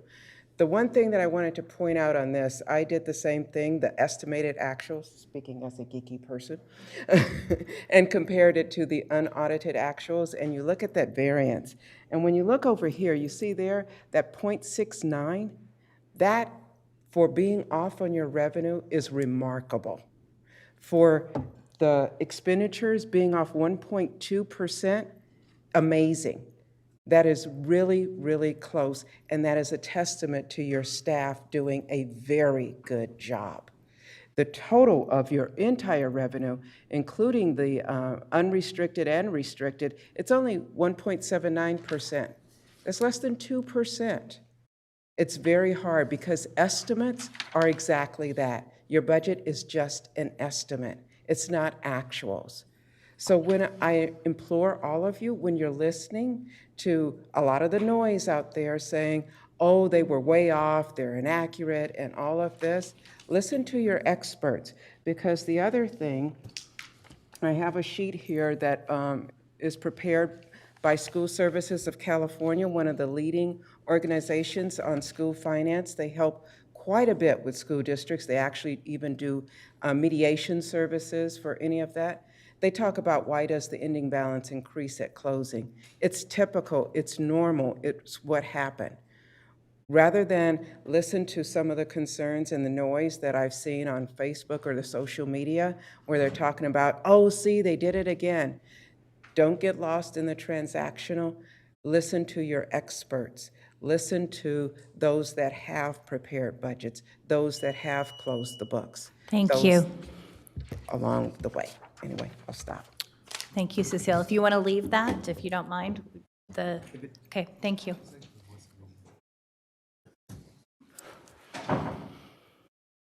Good evening. Well, I came today because I had a question about the budget, because I didn't, is my time? Hold on, we're trying to get it set. Thanks, Ann. Go ahead. Because I didn't understand the unaudited to all the deficit spending. Thank you, because it helped me a lot to understand. I did, though, have a little question because I know it said savings in personnel, but then going back to the previous report, there's still, I don't know how many positions aren't filled, but maybe max 100, least 50, and I don't know how that would impact the budget. So that was a question. And then the other thing is, I know you've been very creative in moving funds and pulling from different categories and being creative with your money. And so I would just continue to do that, especially in looking forward to negotiations with SCTA. There has to be a way that both sides can come together, and kind of keeping that out of the box thinking and being creative to, close the gap so that both parties are happy with the solution. And then this is kind of off topic completely, but I was talking to a colleague of mine, and I know they're piloting the science curriculum. And the teacher mentioned to me it's very technology heavy. The English language arts curriculum has the option where you could be 100% online if you choose to.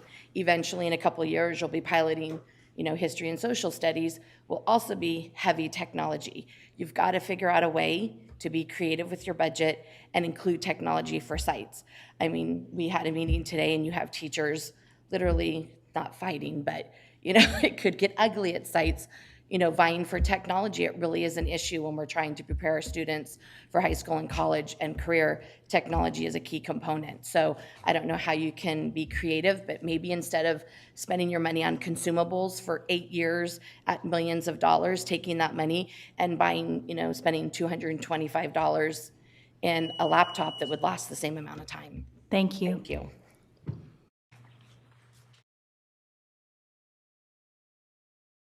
Morning, good evening, Board. My name is Maria Rodriguez, and first I do want to commend Ms. Canfield and Ms. Watkins and the team.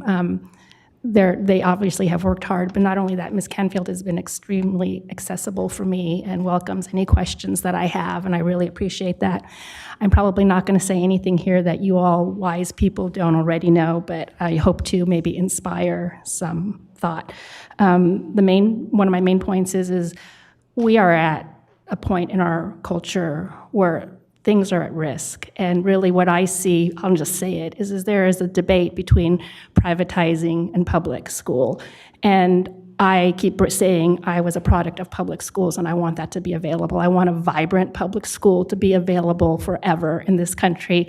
And I feel like an ancient technique of defeating your enemy is to divide and conquer them. We cannot divide and conquer. We have to work together because we all do care about the kids. And we're in this together. The other thing I want to say, and I've said this a lot and many years ago, is we also have to look at the revenue side. We spend all the time looking at the expense side, but there's the revenue side, and we have to think about how can we get more people here, and why are we losing people? Why do people go? I can tell you one thing: every time you put band or PE on the chopping block, you lose people. You lose students that come to school because those drive them to school. You lose attendance. So don't put those things, no matter how dire the circumstances are, on the chopping block. My kids go to JFK. They have excellent teachers. I really don't want to brag, but I kind of do. My son got a 5 on the calculus and a 4 on the physics, and that's in huge part because his calculus teacher, Miss Manzano, spends time with them to prepare them. Both of my sons will attribute a lot of it to her. They also think they're smart, but they will attribute a lot to her. And my younger son loves physics because of Mrs. Chen. There are amazing teachers in this school district, and I can't say it enough. Thank you. So I think we don't have any other public, we do? Oh, we don't, okay. So we're going to take board member comments. Board Member Morowski. Okay. Let's see, I have a few. Sorry, I was kind of going through them slide by slide, so I'll just try to do it kind of rapid fire. And so starting with the increased state income, I was just curious, can you explain how does the lottery piece work? Like, does that just depend on like how many people buy lottery tickets and we kind of find out at the end of the year, or like, Actually, yes, it does, so I'm not telling people to go out and buy lottery tickets because usually it's the people who shouldn't be buying lottery tickets that should be spending their money on something else. If you remember, lottery, what they said was going to save schools. It is such a small part of the district's budget. But yes, the Lottery Commission estimates, based upon the revenue they receive, and then at year end, we hear what the dollar amount is going to be per ADA. And so then we end up doing that calculation both on the unrestricted and restricted side for that. Okay. And the interest income, you mentioned that has the potential for ongoing. And can you talk a little bit about that one? Right. So on the interest income, this is one where, I personally would have wanted to even been closer on the interest income. And what happened is the interest rates were a little bit better. That's one piece that wasn't underneath our control. But I believe that when I communicated wanting to get a calculation for the interest income, it didn't include all of the funds that would come into Fund 1, and we have this pass-through warrant where funds are held, and when they're held there, the interest from that ends up getting recorded into Fund 01, and so that was missed. So when we come back to you, we will have an estimate on what the interest income will be. It won't be as big as what it was in 18-19 because we will have more expenses and we're still deficit spending, so we'll be using up the cash, but there will be more interest income, and we'll look at that not only for 19-20, but what does it mean for 20, 21, and 21-22. Okay. Great. And then on the next slide, so, from the executive summary, it says $2 million in school site savings. So can you walk me through why you'd have savings at school sites and just kind of what that means overall? Because I'm thinking, it's impossible to budget like to the dollar, and you wouldn't really want to, right? Because if you maximized out all your dollars, if you spent like every dollar, then you would have done something wrong on the front end, right? Right. Can you just talk about how that works, managing those budgets? So one, you have, I don't know, how many schools? 60-some schools. So you have 60-some schools that are coming into, with their own money. Some of them have availability of more restricted funds than others. They also have budget managers that some are better equipped on how to spend than others. You did have some schools that spent more than what they should have, and then you have others where there was quite a bit of savings. This is just in the unrestricted side. It did not include the restricted side of the house on how much savings there was there at the school site level. But lots of times, I think some people are afraid to spend money because they think another higher priority will come, and then they end up not necessarily getting around to it, and then they miss the deadline on the year end. And so really what needs to happen there is that if you are giving those funds to the school site, you are giving them for the kids that are there at the time. You should be planning how to spend those funds. And that's one area where you will not see us recommending that, we should make reductions. We should be doing a better job of helping our school site personnel know how to utilize those funds for the benefit of the students. Okay. Yeah, I see.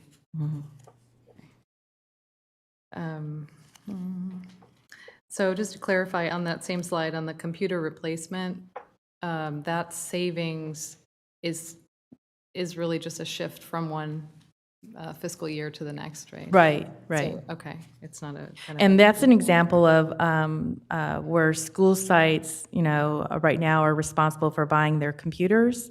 That might be something that the district might want to think about, maybe centrally taking responsibility for that to ensure that there are proper computers out there at the different school sites, and maybe making a plan on when when your financial situation is corrected, to prioritize, one-time dollars, the one-time savings at year end to be able to help, booster it, and then maybe getting to a point of being able to build up a fund that is an ongoing allocation, because computers are actually becoming what I would consider a necessity, not only for your staff, but students, in what you would want them to learn from using, and you don't want inadequate computers.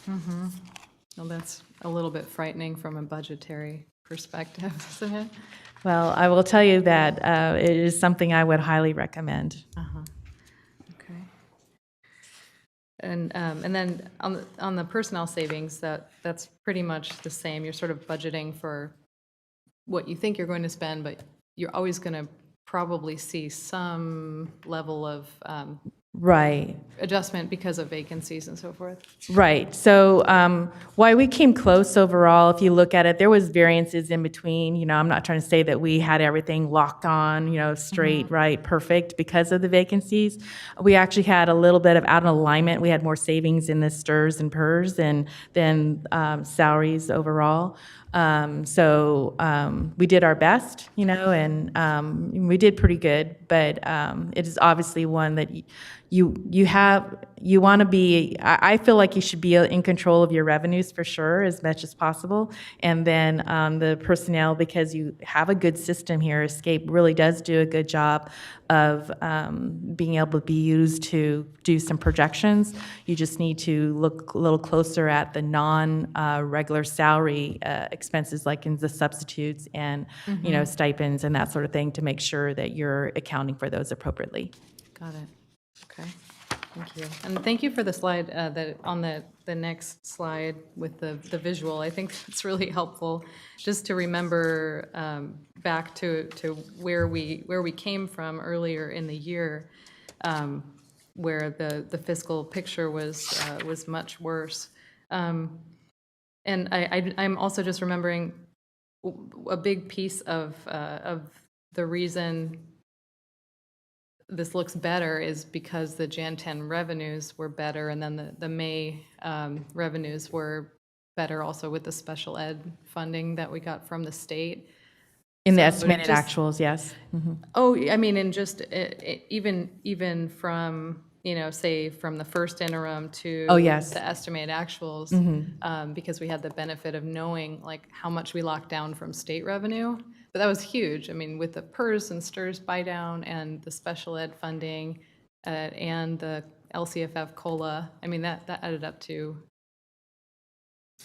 can't remember offhand, but was that 12 million or something? Okay, I shouldn't try to do math in my head off of memory, probably. Okay, no, I just really appreciate the way you've shown us very clearly, I think, what this all means, and the kind of just the narrative is, I think, is really helpful for us to, and our community to understand what's going on, and paying attention to those kind of bottom line numbers of, you have a little bit more money in the bank, so you're not going to run out of cash, but you're still spending at a level that is unsustainable because your reserve is going down, right? Like your bank account is getting lower, so you're overspending as compared to what you're bringing in. So that still has to be corrected. So I appreciate that. I think that's it. Thank you. Board Member Garcia. Yes, thank you. So thank you for your questions. Those are several of the ones that I had as well. So I also want to thank you for all the hard work. I know a lot of many hours went into this preparation, and then to have to work through the holidays, and I just want to thank you for that. Also, thank you for the slides. I'm a visual learner, so they help a lot in terms of seeing clearly, the progress that we've made, and also clearly seeing that we're not out of the woods. There's still a lot of hard work that will come ahead. I do have some specific questions. So going back to the $2 million in savings from school sites, I just, if you can maybe help me understand what's the process in terms of school sites not spending all of their revenue? Does that get rolled back up to the district, and then the district then decides? I just don't understand how they get their new budget for the new school year, and just trying to figure out how that works. So for the unrestricted side, the district has allocations that they give for the type of school, and for the number of students that they have at the school. There's also prioritization. This includes like funds that were supplemental in nature too, so like free and reduced, and for English learners, from the LCFF funds. Sports program, I'm trying to remember some of the other ones, but this is a accumulation of all the different types of funds that they have available to them at the school site. Some do not spend their English learners' monies very good in the free and reduced. It really is the English learners one piece is that, it's kind of, you sit there and you think, really, nothing, but so in some points, I think it really is, giving a good training to the school sites so they understand all of their funding sources and what they can use them for. They may be afraid to spend the monies because they don't know it's appropriate. So they probably need some help, on that. I think that's helpful because, I would not want to see $2 million being saved when there's so much need. I have heard that spending English learner dollars is slow, and the need is there. So that is of great concern to me, especially when our reclassification rates are so low. And then other types of maybe enrichment programs that can help all our students if they're available to all our students. I'm thinking of, I don't know, speech and debate, or to really, we need to do, I think, a better job, not only of informing administrators and school staff, but also our parents as they're part of the school site councils in terms of how they want to inform those budgets and those plans.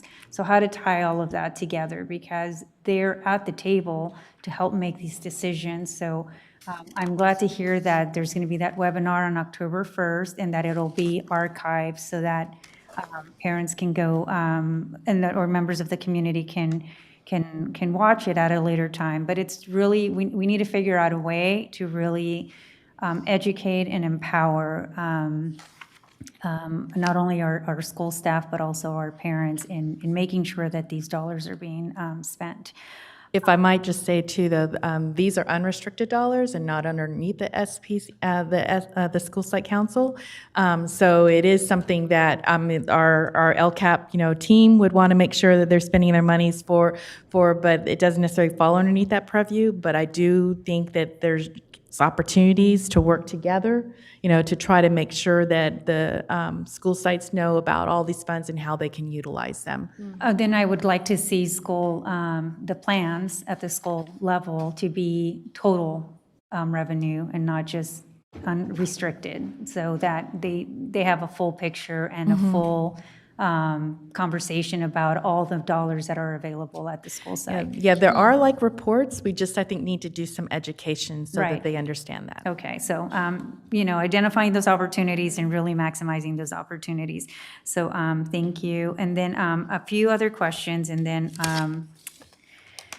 I'll move on. So I'm just curious how we prepare our budgets. Wondering if we just kind of roll from year to year, or is it zero-based budgeting? I'm just trying to figure out how we end up with what we kind of see in our budgets. Well, it varies, again, upon the way that the funds are being given, So if you're talking non-personnel and unrestricted, at the school sites, they're following the allocations that the board has approved for the school sites. If it's the Lcap, then they're following, what is being done, from there. I'm trying to make sure I'm answering your question as good as what you asked for. they're not zero-based budgeting.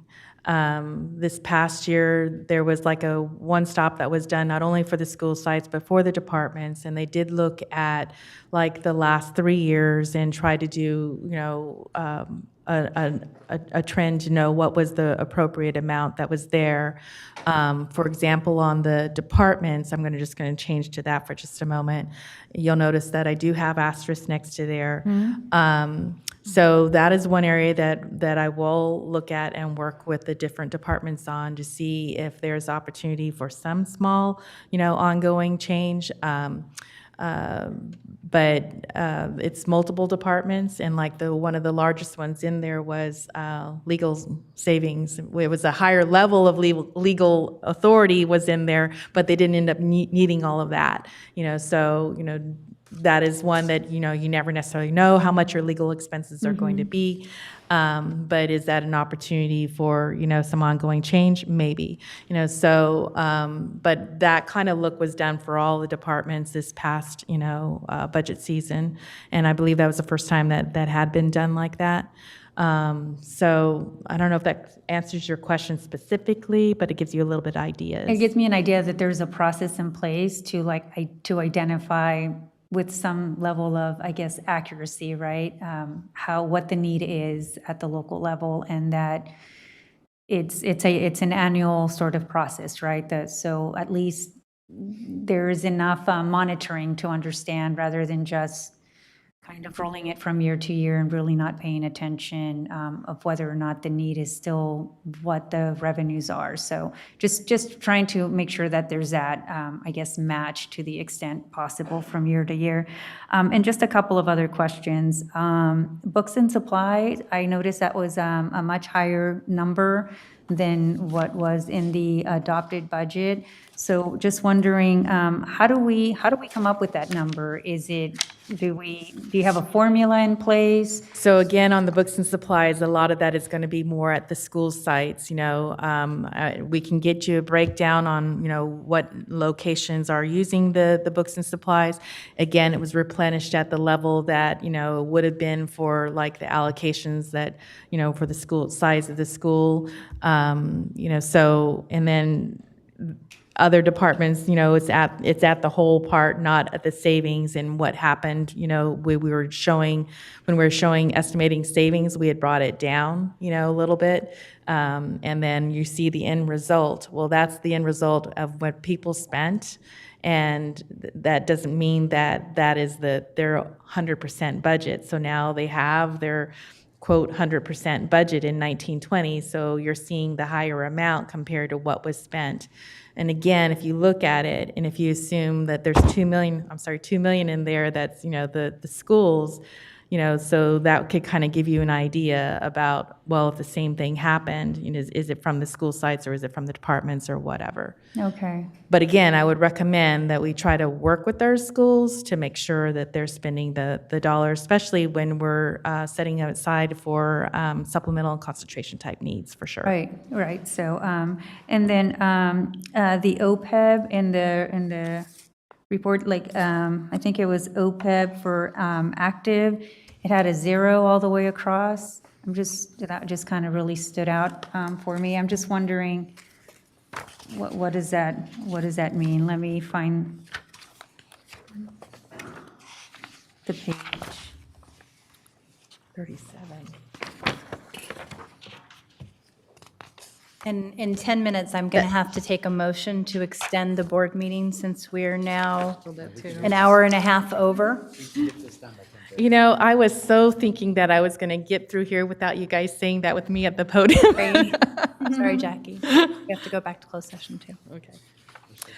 I think it's, I see it on page 17 of 132 under. Right. So that would be if we were putting monies aside specifically for our active employees now to pre-fund their OPEB, right?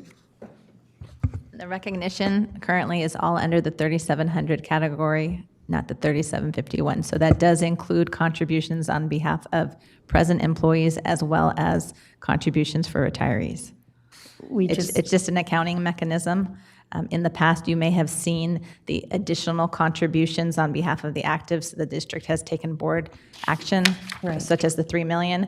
It shows up in that additional 3751 category because those were additional contributions the board elected to make on behalf of actives for their future retirement costs. And it's, okay, so it's lumped into a different. The line right above includes all of the OPEB costs. Okay. For Okay, it just. actives, it's again, the accounting terminology. Okay. And the rules there, but it does include, the allocated category includes both actives and retirees. So we're making the payments, it's just in a different. Making the payments. We're not paying into it? We are. Okay. Well, I understand that it's not to the level that we should be making the payment to, but when I saw 0, I kind of panicked because it's 0, so. All of the allocated expenses for the district on behalf of OPEB are in the line above. Okay, and yes, I understand that we need to be making much greater, I guess, payments into that. And then my last question, the cash flow analysis, I appreciate you giving us that slide where, we're still, I think, October 2021, that's when we would run out of cash. But I thought at some point we had asked for a cash flow analysis on a monthly basis, and I don't know if we received that, and I'm just want to make sure that we get those. I think it was at one, maybe, can't remember which. No, it was at one of these meetings. Do you want a cash flow every month, or you're wanting a projection? No, every month, a cash flow every month, just so that we can understand when we're going to run out of cash, because then that means we're out of business, or a projection. So that's quite a bit of work, and so you do get a cash flow projection at first interim and second interim, and you got one at adopted budget. So I thought we were getting something more frequently than that. Not to my knowledge, and I don't know that is absolutely necessary with where you are right now. And I would just ask if you could utilize the state reporting times so that the staff, it's a projection, and I don't know that's really going to change a whole bunch every month. Okay, so whatever we're getting at those other key points, you're telling me that is enough in terms of the information that we need to get to understand where we're at with our cash flow. Right. If you want to see cash, actual cash every month, that's very easy to do. But if you're asking us to do a projection every month, that is a little more time-consuming project. Okay. I have to go back then and watch what we asked for, because I was under the impression that it was something that was easy to generate, and that would give us the information that we needed on a more frequent basis to understand where we were at with cash, with available cash, so that we had that timeline in mind. And I appreciate you inserting it into the updates, because I think it's a really good reminder for everyone that we still have a structural deficit, we still have a spending problem, and that we are still running out of cash on the horizon. So in the near future. So we still have some work to do. But if have to go ahead and ask, see what we asked for, because I still think it's important that we get that. Okay, to be clear, right now, we're projecting cash would run out in October 2021. So there would be plenty times where the board would be seeing, I went out, sorry. Yeah, sorry. There'd be plenty of opportunities for the board to be seeing at every state reporting period for the cash flow, for you to see, is there a significant change? And then if more work needs to be done from there. Okay. Mike is working now, yeah. Oh, if I may, I just wanted to, I think when we asked for the cash flow, we were in a very different situation. I think it's you know, conditions were a little different in December when we were sworn in. That may have even been at the first meeting we had. Or the second, okay, yeah. Because I think, you know, the admonition from FCMAT was to monitor your cash flow really closely. At that time, we were in a much more dire fiscal situation. So I think, you know, maybe we can follow up offline about what reporting would really be useful and balance the, you know, the time that you can put into these reports with what we need to monitor, and maybe get some best practices around, you know, given what our situation is, what would be the best to rely on. And again, actual cash flows would not be an issue. So you could always show the last cash flow that was done projection with the actual cash flows, and then you could see, are we getting worse, are we getting better, and that'd be very easy to do. And that would not be time consuming. And I think it was my impression that it wasn't something that was time consuming. I mean, I'm mindful of all the work that you're doing. I just think that as we're asking for certain things and certain information, that it also triggers certain processes on your end, right? And that we're getting into a habit where we're getting more information, more timely information, so that we can start changing these practices as well.